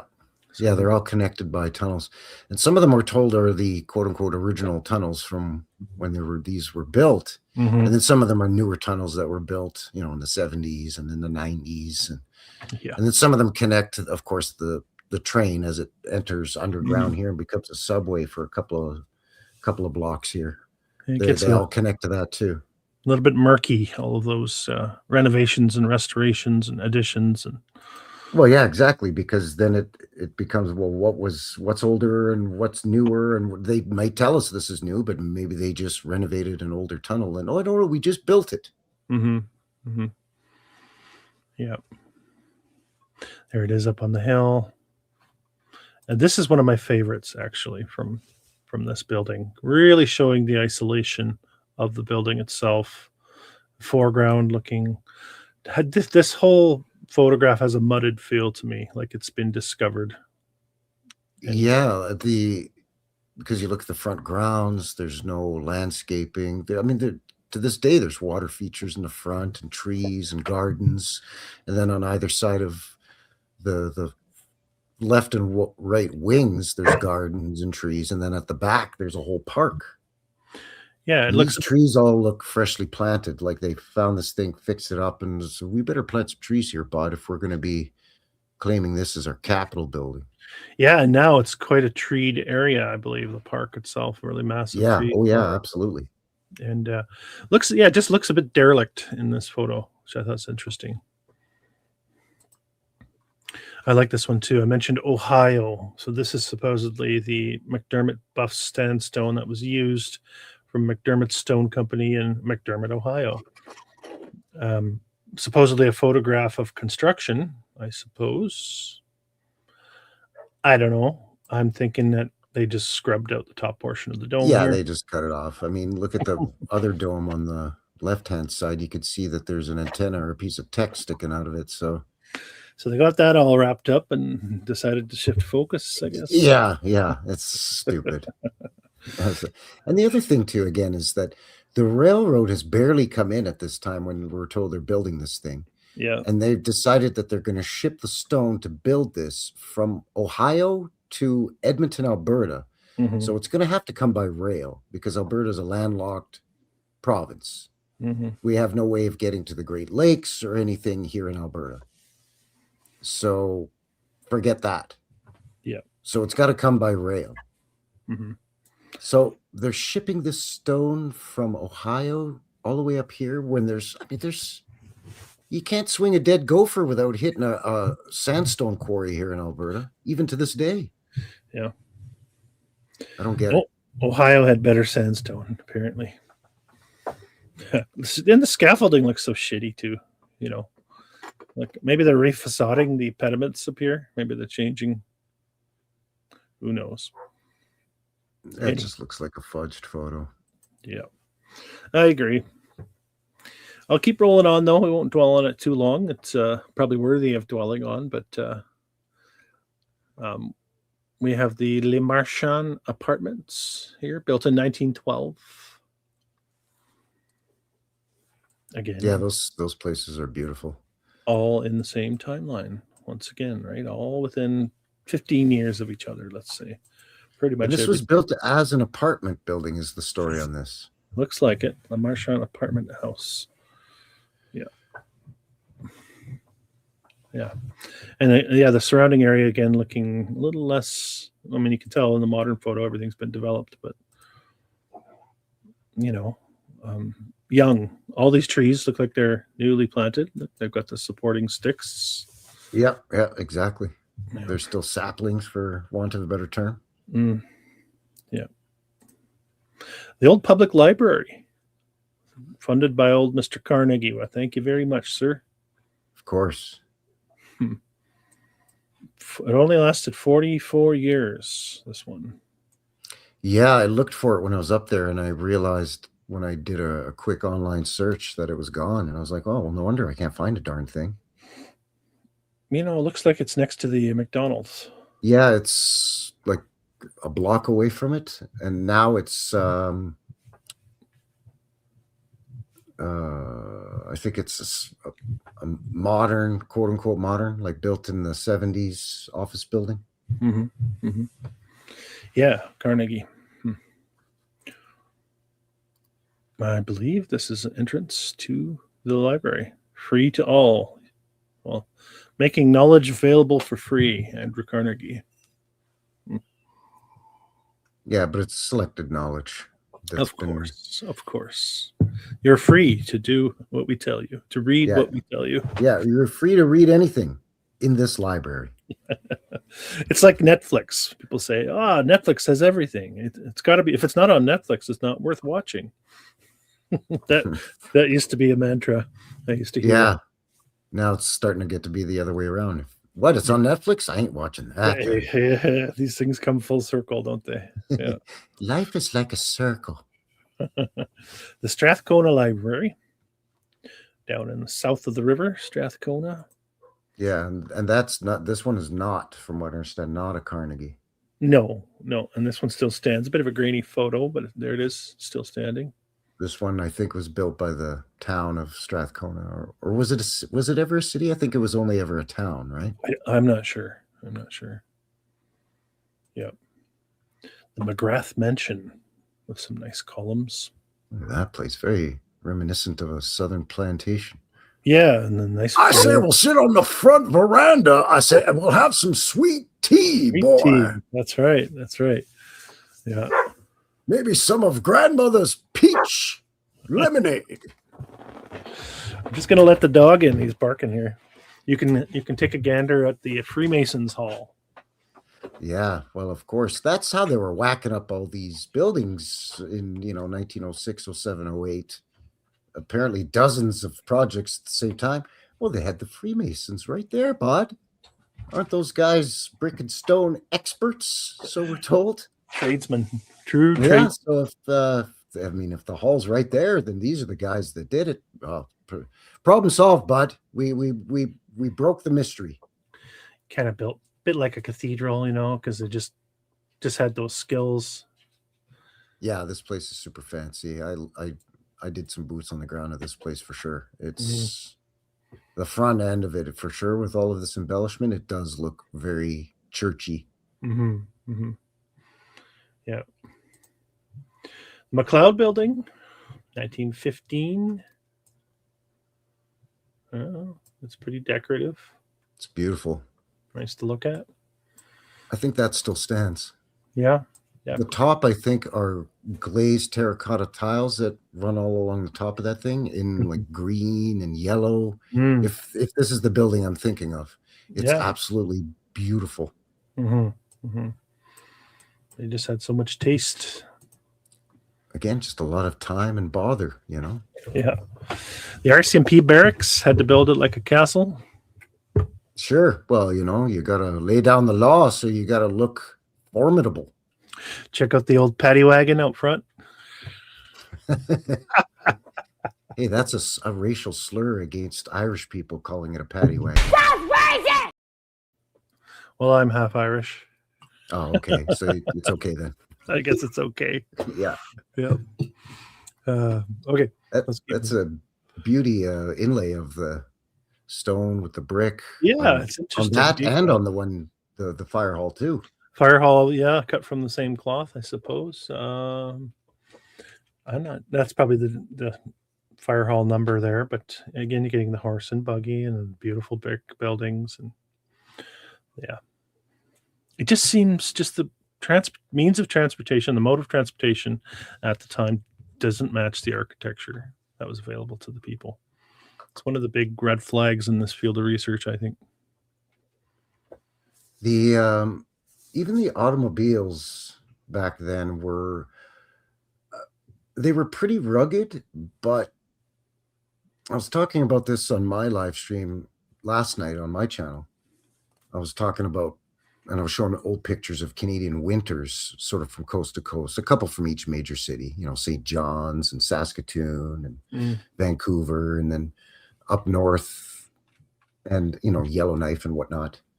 And in the wintertime, a lot of people, before the automobile, a lot of people would use, horse and buggy or horse and cart in the summer or spring, summer, and fall. But once snow hit, a lot of people had a sleigh and they would use the horse-drawn sleigh. But once the automobile came around, those things were pretty rugged, but in the winter and then in the early spring with all that mud, those things would get stuck. Whereas a sleigh, you would just cruise, man. Yeah. So these quote-unquote modern technology in the 19 teens and 20s with the internal combustion engine and cars and trucks supposedly helping on construction sites, they weren't much of a help, again, when the weather was bad. You couldn't really use these heavy trucks on job sites from, again, November through to like April or May. Yeah, I'd say the weather was bad more than it wasn't, In the winter, again, you could use something on skids or skis like a sleigh, but you get those spoked wheels with those skinny rubber tires on those old Fords and whatever. Yep. The snow just accumulates and gets all caught in the wheels and stuff, and it's just a nightmare. Yeah. Yep. Oh, we're looking at a couple. We've seen these two. We get the post office coming up shortly. There's the old post office. We'll skip to it shortly. Throw another one at you from 1910, the permanent building. Nice looking structure. Very decorative. That's a beauty. Probably not permanent. And there we have the post office in the background. The Imperial Bank. I think we saw this one earlier. But the post office is no longer with us. No. 1910.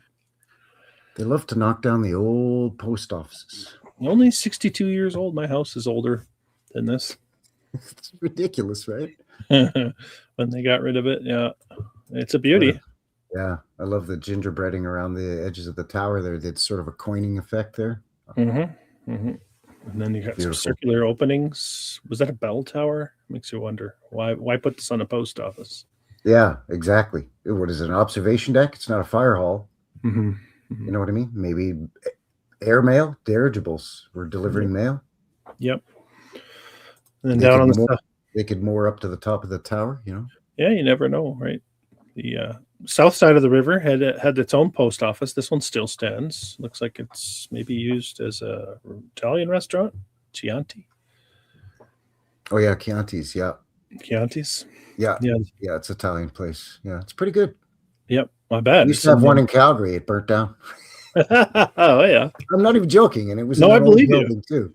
It was in an old brick and sandstone building that supposedly that was one of the laws after the Great Calgary Fire is we've got to make these buildings fireproof. Got to start building all these larger buildings, 2 stories or public buildings out of brick and or sandstone so they don't burn down. And then this one burnt down anyway.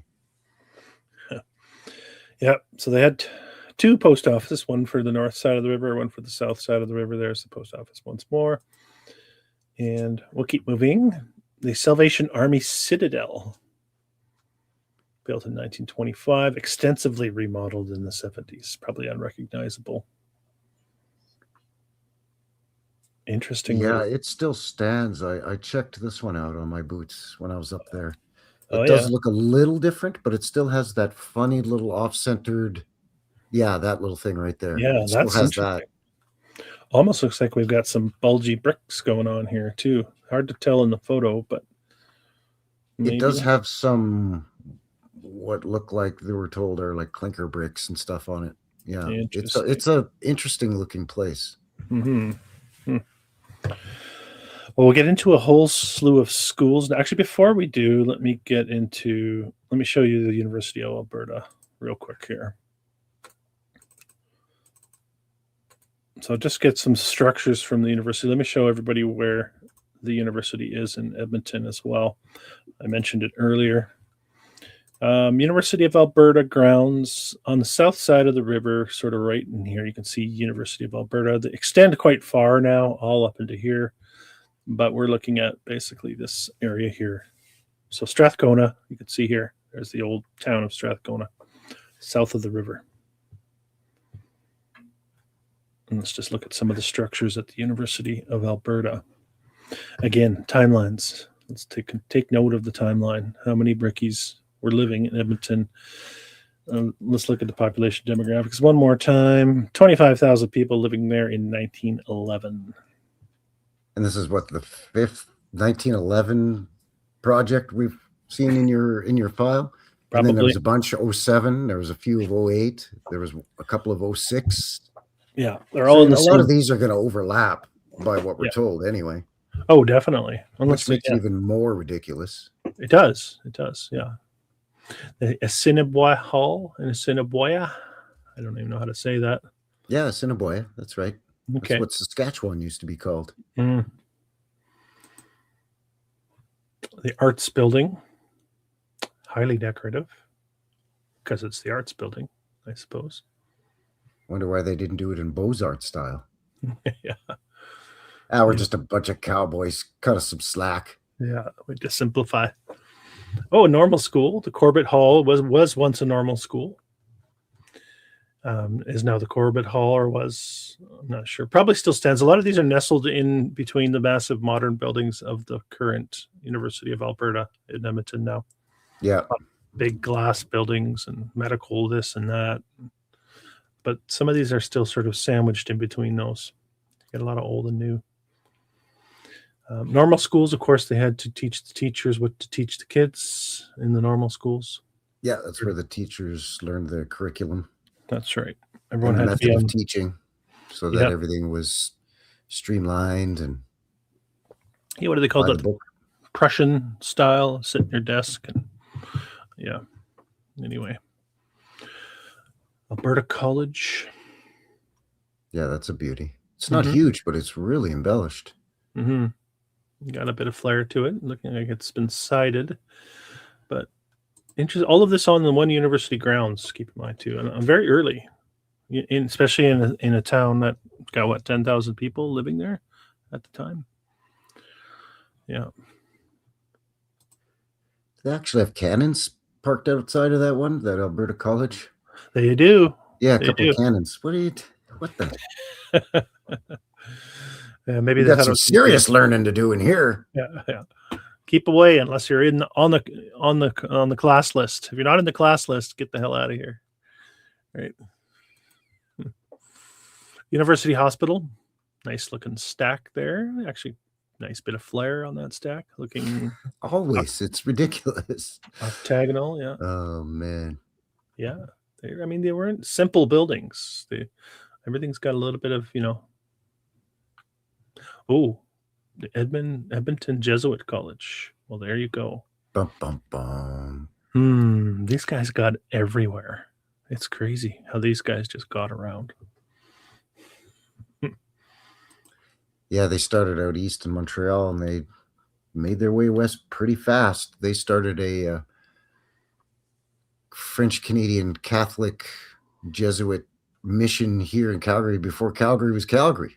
I suppose it was just the fort and the Mounties were out here trading with the indigenous peoples and protecting the fur trade. So they got in early. All of a sudden, they showed up here. Yeah. And the old buildings still stand. It's called Rouleauville. It's just south of 17th Avenue, southwest here in Calgary. It's a crazy story. They got everywhere nice and early, right with the fur traders. Yeah. They were on the... Well, they had to convert the wild, savage Native Indians, supposedly. What's going on here? Two different buildings, Pembina Hall, Athabasca Hall. Not much difference, though. Interesting. No. Yeah, going back and forth. When I was looking down at the thumbnails below, I thought it was the same picture, and then I realized they're two different buildings, but very similar. Probably the same architect. You know, that guy that won the contest? Oh yeah, Oh, so that's all of them. yeah. The old Rutherford Library. Too bad that's gone. All of this is all part of the campus now. Keep in mind the Trio Hall is part of that zigzagging brickwork, kind of we saw earlier on the tower, Salvation Army Tower. Yeah, that's a beautiful detail. A little bit of herringbone above the windows, filled in. So much extra work. It's as if they had all the time, like they just whistle while I work and just la da da da da. Yeah, and meanwhile they tell us, oh, we got it up in 2 years or a year. Get out of here. Meanwhile, they're on a rickety old wooden plank that's ready to snap at any second. With loads of bricks and mortar sitting up on there. They're mixing the mortar. It's minus 20. Yeah. Keeping the water in a state where you can mix the mortar. Like, it's just, yeah. It's ridiculous, man. Yeah, Cairo says, they were just bored. They were bored. Yeah. Apparently the new medical facility, new medical building, opposed to the old one, I suppose. Beauty. Mm-hmm. And we saw the arts building earlier, but it's a nice one. Got some columns, and some pediments, and some lower. Wow, that's good. Embellishment along the top there too. Yeah, quite a lot to throw into a single university. If you're building all this for a university, that, like, how rapidly is it expanding the university itself in a city that's got 10,000, 20,000 people? It's interesting. All right, so that's the big school. Let's go to the slew of schools I discovered in my research, and it'll probably take us to the end of the file. This one blew me away too. I remember driving by several of these schools thinking, holy. This one is demolished. Don't know when. I have a date of 1910 on the photograph. So would have to predate that, the build, of course. Yeah, that's a beauty. Right. They needed to separate those entrance, of course. That's how we used to do it back in the day for some reason. Yep. Nice looking school, though. Everyone's out front posed. Here's the Alexander Taylor School, built in 07. Remember, all these dates keep overlapping. College Avenue School, built in 1895. Nice and early. Wow. Yeah, super early. Demolished. Very interesting looking building. Yeah, long gone. 1918, they got rid of it. A lot of complicated angles on that thing. Yeah, and 1895, and they felt the need to excavate, apparently. Yeah, and so 1895 until 1918, they tore it down? That's what it says, yeah. Sheesh. Yeah. A lot of these I got from the Edmonton education website as well. So it's part of their documenting, and yeah, it gets quite absurd as you scroll through it. What was going through their heads? Well, this thing's been up not even 20 years. Time to knock her down, boys. Yeah. I mean, certainly we can guess what was going through their heads, but what would they tell us is the legitimate reason, like, oh, we needed to build a larger building on this spot, so we knocked this one down and then just built a newer, larger building. Like, oh, you couldn't just add on to this one? Well, that's a funny thing too about Edmonton. You can just go out. You don't have to build up because there's a lot of land creeping out further and further. Yeah, that's true. Yeah. They're not really hemmed in by anything except for the river to the south. Yeah. You go one way or the other depending on what side of the river you're on, but it's just flat as a pancake. Yeah. The Dugan School. Don't have much info on that. But again, pretty big and well built and complicated. The arches, and you get throwing a dormer up here in the roof. It's a lot for an early school. It's a lot. The Grandin School, 1902. They built this one. Looks like the one we just looked at, almost just mirror image of. Similar, and looking like it's got some sandstone, maybe. Yeah, some kind of stone instead of brick. Looks like, yeah. A Lots of kids. Lots of kids. Pack them in like sardines for the indoctrination sessions. That's right. The Highland Grade School, there again, we have boys and girls entrances. Built in 1913. How many? That's got to be close to 10 buildings we've seen with that 1913 date attached to it. Yeah, yeah. And that's the beauty of it. How much you want to bet it was more embellished at the top at one point, even before this? Yeah, there's definitely like a flattening that's gone on here. Like those towers look like they should have come to a point at the top or something. You know what I mean? They should have some spires or conical domes or something. Yeah, some immense. That's already been monkeyed with. Yeah, they flattened a lot of these off, I think, for sure. We got poor horse and buggy here in the foreground, taking a breather. Well, after dropping off all them kids, it's a lot of work. That's right. That's right. Yeah. McKay Avenue School built 1904. Same years keep popping up. Not nothing. It's a serious build. You got columns in the front here, 1904. Big, huge arched entranceway. One more time, 1904. How many people are living in Edmonton? How many people? Why are you built? I always envisioned turn of the century schoolhouses as like single room. You know what I mean? Yeah, like a Little House on the Prairie. Mm-hmm. Mm-hmm. Like the one room schoolhouse my dad actually went to, which was in a little rural farming town. Yeah. And it was literally a one room schoolhouse with a potbelly cast iron stove in the corner to heat the place. Mm-hmm. And grades 1 through I think 7 were all in that one room. Mm-hmm. With one teacher. Yeah, certainly not a multi-storied. You wouldn't expect this. With a basement with columns. Not at all. And that dog out front. Can I pet that dog? Looks like a nice doggy. Yeah, it looks like a golden lab. Yeah. That's a good boy. There it is again. McKay, I think it's the same one. Oh, wait, maybe not. Okay, and this is another case of how they add on to it. Right? So I think a lot of these old ones are giving us a false image of the past. I just very difficult to add a wing to a building without there being any visible evidence that they've done so. Yeah, no sort of line of delineation. Yeah, very difficult to tie those together and have them all function as a single building. So that's what makes me doubt those. They did that with Central Memorial High School here in Calgary, but you can tell where it was actually a separate building for boys and a separate building for girls. And they were, 50 yards apart. And they eventually joined them together with a central structure between the two of them. Mm-hmm. And they did a pretty nice job of marrying, but you can tell where one ended and the other began in terms of that section. And there wasn't much later on, according to the narrative. I think the two buildings, the boys and girls, were built in the early teens, and then they were joined together in the early 20s or something like that. So it wasn't like, 4 or 5 decades had passed, but you could still tell, because you're right, they can't quite replicate what was pre-existing, it seems. Yeah, and then they'll just look to unified as a single structure, which makes me question these ones. One instance that sticks out at me is the Capitol building in Idaho, which you'll see a lot of that. And a lot of them will be like, okay, we added the wings later.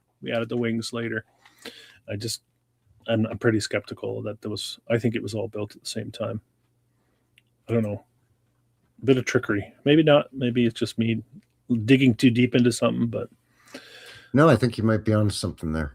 The Norwood Public School, 1909. This one still stands. There it is in the modern day. Yeah, I think I visited this one too. Well built, though. Very well built. Yeah. The stone on the lower level, which is a phony foundation, it's not an actual stone foundation, but they're different sized and different colored stones. It's actually quite lovely. Yeah, it's pretty unique. Yeah. And that makes sense because they tapered it out, right, and stacked them in there. And yeah. Yeah, they're not like a foot thick, those stones. They're basically like a tile stone. It's like 6 or Yeah. 8 inches thick. It's still pretty substantial, but it's Yeah. basically just applied around the bottom. Yeah, to look like veneer. a foundation. Yeah. Yeah. Oliver School. I have 1910 as a date attached to this. I like this with the farmers plowing right outside. Yeah, they're going to plow the field right in front. Well, maybe the kids have an agriculture class and they're learning about how to plant the crops. Maybe. I mean, it's possible. Yeah, you got to love how it's. Here's our school. What are those two farmers doing plowing there? Oh, no, don't worry about that. The school just happened to be built next to a farm. That's a country school. Just a simple country school. Yeah. The Parkdale School. Many schools. It's pretty amazing how many schools. There's so many schools for this small town or small city at this time period. It's crazy. Queens Avenue. Like, what were they teaching in all these schools? How to build schools? Yeah, it could be. Yeah, this one lasted 40-some years. Built in 1902, and there were very few people living there, apparently. Come on, man. They knocked that down 47 years after they built it. That looks pretty nice and decorative here. It's beautiful. I'm sure it's not huge, but it's beautiful. Oh, yeah. No, I'm sure it'd be standing proud in the modern day if they didn't touch it. Yeah. This was a residential school from 1900, apparently. Yeah, there's a lot of those across Canada, especially in the prairies. Talk about trying to reset a people. Yeah, those of you that are not familiar, residential schools were schools for Native Canadians, Indigenous First Nations. They basically tear the kids off of the reservations after forcing everybody onto reservations. And they would ship these kids, in many cases, hundreds of miles away to these live-in residential schools out in the middle of nowhere.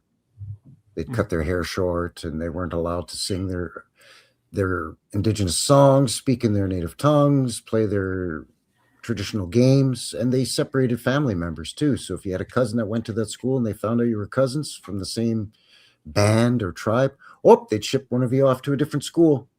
Yeah, just a few more schools to round up my file. Again, the dates just keep popping out at me. 1911, 1913, King Edward School. Building so many schools in this short time period. It's great. And big schools too. Big A schools. lot of these are huge. Multi-storied with basements and some sort of tower. Highland School, even a different one. Date built. Like even today, that would be a 5-year project, or at least a 3-year project, even today. No doubt. No question about it. These are big undertakings for sure. What else do we have? The Westmount School. They look very similar as well, but there's so many of them. That's kind of what got me. Still operates as a junior high. A bit of a cathedral look going on here with the windows. Yeah. Central area. A couple towers on the side. And also the foregrounds too. Everything looking like they're just a bit derelict. The whole area looks a bit derelict. And yeah, it's just sort of a lumpy, grassy, and not even manicured lawn grass here. I'm just talking like wild grass and weeds and sagebrush. And, like if there was a major event, maybe it didn't happen so long ago. Yeah, exactly. Strathcona School, 1908. Nice little dome on the front here. That's a pretty big fancy one for Strathcona for that time period. Because again, remember, Strathcona was a separate town at this point. And again, the basement windows. And then my last one is the Tegler Block. 2-year build time on this, 1911 to 1913. You got some columns going on way up top there. Interesting area. Yeah, where you got to crane your neck to appreciate them. It's so ridiculous. 2-year build on that, eh? Wow. And then demolished in 1982. Yeah, that concludes my file. It was super easy, barely an inconvenience. Yeah, that was outstanding. Yeah, a lot to offer, Edmonton, especially for such a young city, according to our narrative. Yeah, well, And the thing is, a lot of them are still standing, and I've seen them myself firsthand. But there's so many that, you know, you had said, oh, it was torn down in 67 or 1974, or torn down 8 years after it was built, you know, built in 1902 and torn down in 1911 or whatever. Yep. But I mean, I guess it's like your books, right? It's surprising how many beautiful old structures that, for whatever reason, whatever justification they give normies to, that they just couldn't be bothered to preserve it, they could somehow justify tearing them down. Yeah. Yeah. It's A lot of times mind-boggling. it sparks the conservation movement, the demolition of like a major structure in a city. People were just had enough of an uproar was created because of the demolition, that they end up creating the preservationist movement, right? Yeah, but then the preservationist movement and the historians, they're on board with the official narrative too, so they're Yep. just as likely to, back up the engineers that say, oh, this has become structurally unsound or unstable because, I don't know, there's coal mines under it, or whatever stupid thing they would say for Edmonton, right? Yeah, no, like if But then the historians and the preservation societies they'd have no choice but to kind of throw their hands up and go, oh, well, the engineers say that it's unsafe, so, and it's going to cost 80 million to make it safe, so we can't do it, so we got to knock it down. And meanwhile, it was fine. It's already been standing for what we're told is 130 years, but could conceivably be much longer than that, That's right. But all of a sudden, it's unsafe. Mm-hmm. Ridiculous. So there you go, everyone. CANUCKLEHEADS, episode 18. Edmonton, the capital of here in Alberta. Right in the gateway to the New West here in Alberta. Mm-hmm. The Great White North. That's right. And Edmonton is... Edmonton, I mean, Calgarians tease Edmonton a lot, but I've been up there many times, and as mentioned, I lived up there for a few years, and I like Edmonton. The winters are rough. They don't get the little warm spells that we get here in Calgary and in southern Alberta. They get the prairie winds. It won't, it doesn't go above zero very often, 0 Celsius in Edmonton during the winter. So the winters can be long and pretty hard, and they just literally run out of places to cart the snow away, so they end up just kind of piling it in parking lots, or a four lane street. They'll pile it up in the middle, so it turns it into just 2-lane streets. Yep. For a while, stuff like that, right? And it's just it's relentless. But spring comes a little earlier in Edmonton because they're further away from the mountains. So they get sort of a April showers bring May flowers type of thing, whereas Calgary, it's more like June showers bring July flowers.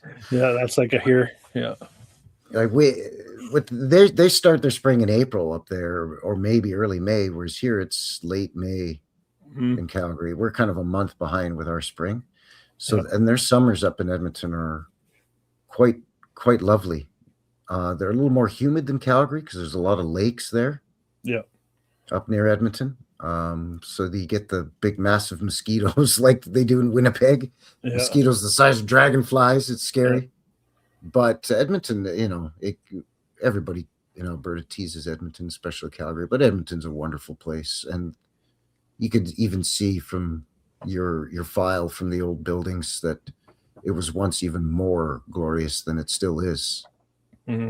And I'm glad there's so many that are still standing, like the Hotel McDonald and the old prison that's up there, and some of the old hospitals and schools and churches. Yep. And a lot of the old warehouse district is still there. Yeah. Yeah, I know Michelle Gibson singled out Edmonton as a major nodal point in her research. I think it's on a ley line or something too, perhaps, or very close to a ley line. Yeah, one of the key points that she sort of isolated earlier on. So it's interesting. Yeah. I like Edmonton. I go up there quite a bit actually, because considering how huge Canada is, 3 hours to get to another major city, it's not really that long in the grand scheme of things. Well, And I don't drive, so I take the bus up there, and it's not even that expensive to take the bus. as a British Columbian, as a tourist in Alberta, I would definitely take Edmonton over Calgary. No offense, my friend. Really? Yeah. Ouch. Yeah. Like, are we too cowboyish down here? Is it too much of I don't know a what yippee-ki-yay cowboy narrative here, or is it I don't know what it is. It's too big? maybe too big for and too close together in some ways. I don't know. I don't know what it is.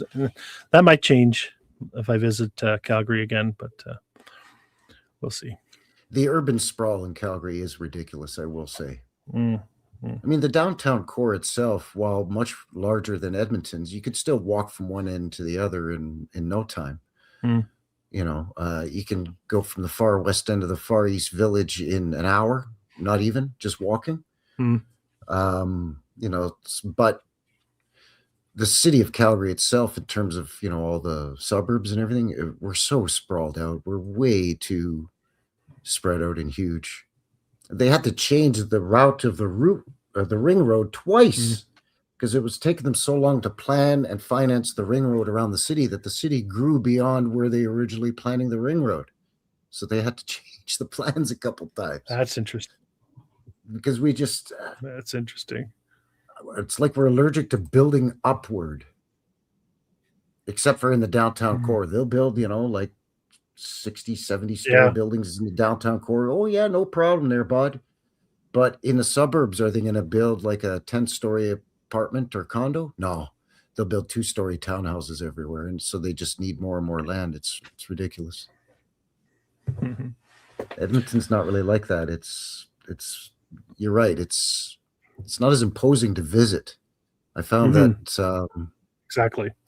I found that it didn't take me long to figure out where everything was in Edmonton when I lived there in terms of places I needed to go. I mean, I wasn't going to go hang out at West Edmonton Mall. I think most people that live in Edmonton, they don't shop in West Edmonton Mall, even if it's 2 blocks away.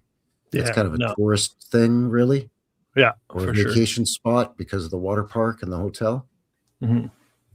But I mean, I was only in Edmonton for maybe a month, and I kind of knew pretty much how to get everywhere and where I needed to go. And it was because it isn't so spread out. Even if I did need to go to the opposite end of the city, sometimes I could get there in one bus. I didn't have to transfer 6 times like here, you know? So yeah, I get where you're coming from. I'm still highly insulted though. Yeah, no, I apologize as a true Canadian. Please accept my apology. I accept. I can tell by the tone of your voice that you're very sorry about it. That's right. That's right. And on that note, I think that's going to do it. What do you say, bud? Yeah, that was fun. It was because I was surprised again as an Albertan and somebody who's lived and visited Edmonton many times. There was a couple of things that in your photo file that shocked me, and then there's when I was researching some of these goofy stories. Yeah, the abandoned coal mine tunnels under the downtown was like, wait, what? Yeah, that's like retroactive history for you. And the ski jump over the 4-lane highway. Edmonton's a bunch of thrill seekers, I guess. They're not even frightened. They're not skittish. They'll just give her, bud. Oh man. Yeah, so there you go, everyone. Thank you once again for joining us here for another episode of the Knucklehead Show, episode 18, Edmonton. Chris, what's coming up for you, bud? Well, I've got my next video will be on La Crosse, Wisconsin. Much the same. Yeah. Spelled like the sport? Well, it's separated L-A and then Crosse, C-R-O-S-S-E. Right on the border of Minnesota and Wisconsin, but I haven't touched on the Midwest for a little while. I've been doing sort of videos based on building type rather than location. So we're going to go back to the Midwest in this one, and we're going to find much the same story as we find everywhere else, of course. And kind of in that Great Lakes area there, Minnesota and Wisconsin there. Yeah. That's an interesting part of the realm there here in North America, is in and around the Great Lakes region. Yeah, right up into Winnipeg, even, just north of all of that. And yeah, absolutely. very interesting. History doesn't make sense. Links below for your books as well, right, Chris? Oh, yeah. Thanks. I have 3 books on demolished buildings in Old World, North America. And I also have a calendar, 2026 calendar that I put out a month or 2 ago. So if you're interested in getting some visuals of some of these amazing North American cities, they are kind of nice, actually. I put the calendar up. We have it here in the house, and it's kind of fun just to walk by it and be reminded that there are castles everywhere. Is this your second or third calendar? It's my second calendar, second Right. annual, I suppose. But your third book already. 3 books out. Yeah, 3 Yeah. books on the subject. And then you co-authored another book too, didn't you? I did, yeah, with John and Melissa Reiser a while back.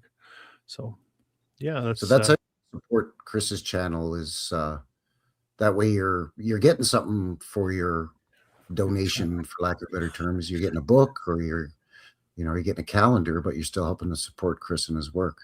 for all the time I put into all the research.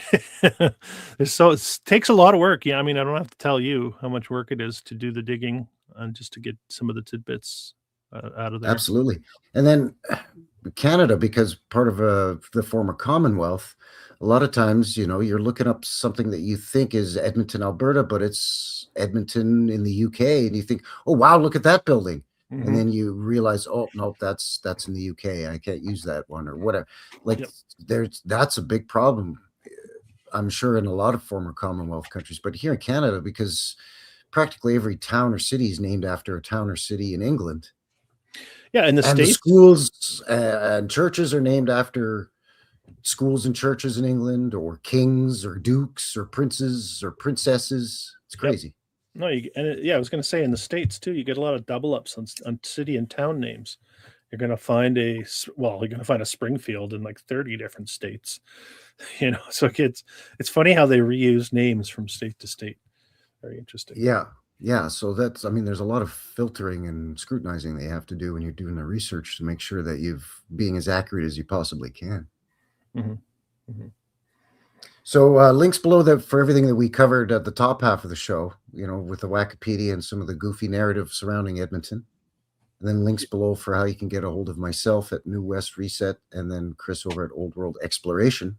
I should mention, because at the very last minute I had to re-upload this, I didn't get to put all the links on my end. So get over to Frankie's and check out all the links over on his. I'll retroactively put that in here after, but we had a bit of a technology hiccup before we started tonight, so I had to re-upload. Yes, there's StreamYard is doing some updates, and it's throwing a few hitches in the giddy up, if you will.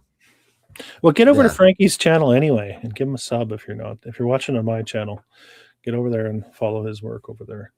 Oh shucks, thanks, buddy. I appreciate that. Yeah, and I take donations as well, but it's also you're not just giving something for nothing. I years ago when I started my channel, I had people asking how they could help support my work, and to be honest, I kind of felt funny about it because I'm just a small fish in a big pond here. But people were like, "Oh, come on," like I realized it takes time and effort to do this. So I set up a PayPal, but what I did was I had some t-shirts and some hats printed. So if people make a donation to my channel through PayPal, I'll send you a hat or a t-shirt of your choice. Just let me know your address and what size you wear, and I'll keep your address confidential, and you won't have to pay postage or nothing. It's just my way of thanking you for supporting me. Oh, we do have a question here in the chat. When's the next show? Oh boy, it's hard to live up to our dates these days. We should try to do it a little more regularly, though. It's been a little while since we did our last one, so let's try to Yeah, do- well, I mean, we were coming up on Canadian Thanksgiving, then we had American Thanksgiving, and then Christmas is coming up. So Yep. between the last one we did, which was Ottawa, and this one was a little while, but I mean, it depends on the time of year. Yeah.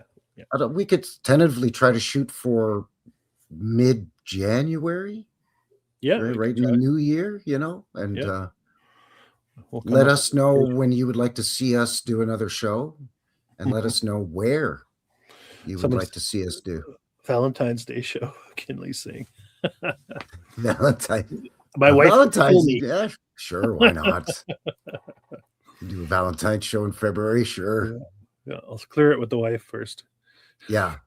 That's You gotta check with Mrs. Old World. That might get me in hot water. Yeah, we don't need Chris in the doghouse. You'd have to build it first. That's right. I made it out of brick and stone, though. It wouldn't burn down. I was just gonna say, careful, it might burn down. You better just make it out of clinker bricks so everybody stops and takes pictures of it. Yeah, that's He puts it up on their YouTube. Look at this 300-year-old doghouse. No, I just made it out of clinker bricks. I cheated. Yeah. It's just the style. Yeah, it was all the rage in the Victorian era. That's right. So yeah, let us know in the comments below where you would like to see us explore next. We try to stick to Canada, but once in a while we'll go on a road trip. So let us know. There's a Knuckleheads playlist on both our channels that already features all the cities that we've explored. So yeah, just cross-reference that playlist and let us know where you'd like us to go to and check out. Always willing to take suggestions. Somebody much earlier in the chat was asking you, Chris, how somebody could send you a video.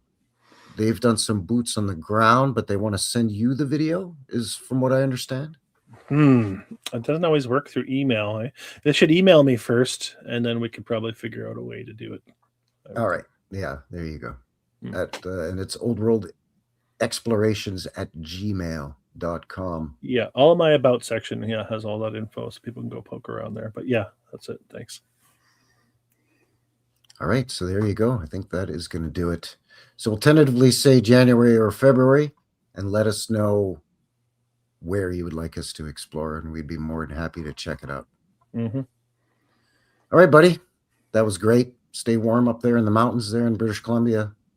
Will do. And thank you, everybody. We'll see you on the next one. Take care, and happy holidays. Merry Christmas, and all the best for the new year to everybody. Really, really appreciate all of you. Thank you very much. Take care. I'm in love with the old world. I'm in love with the old world. I'm in love with the old world. I'm in love with the old world. Love your old world ways. I think that was like our best show ever.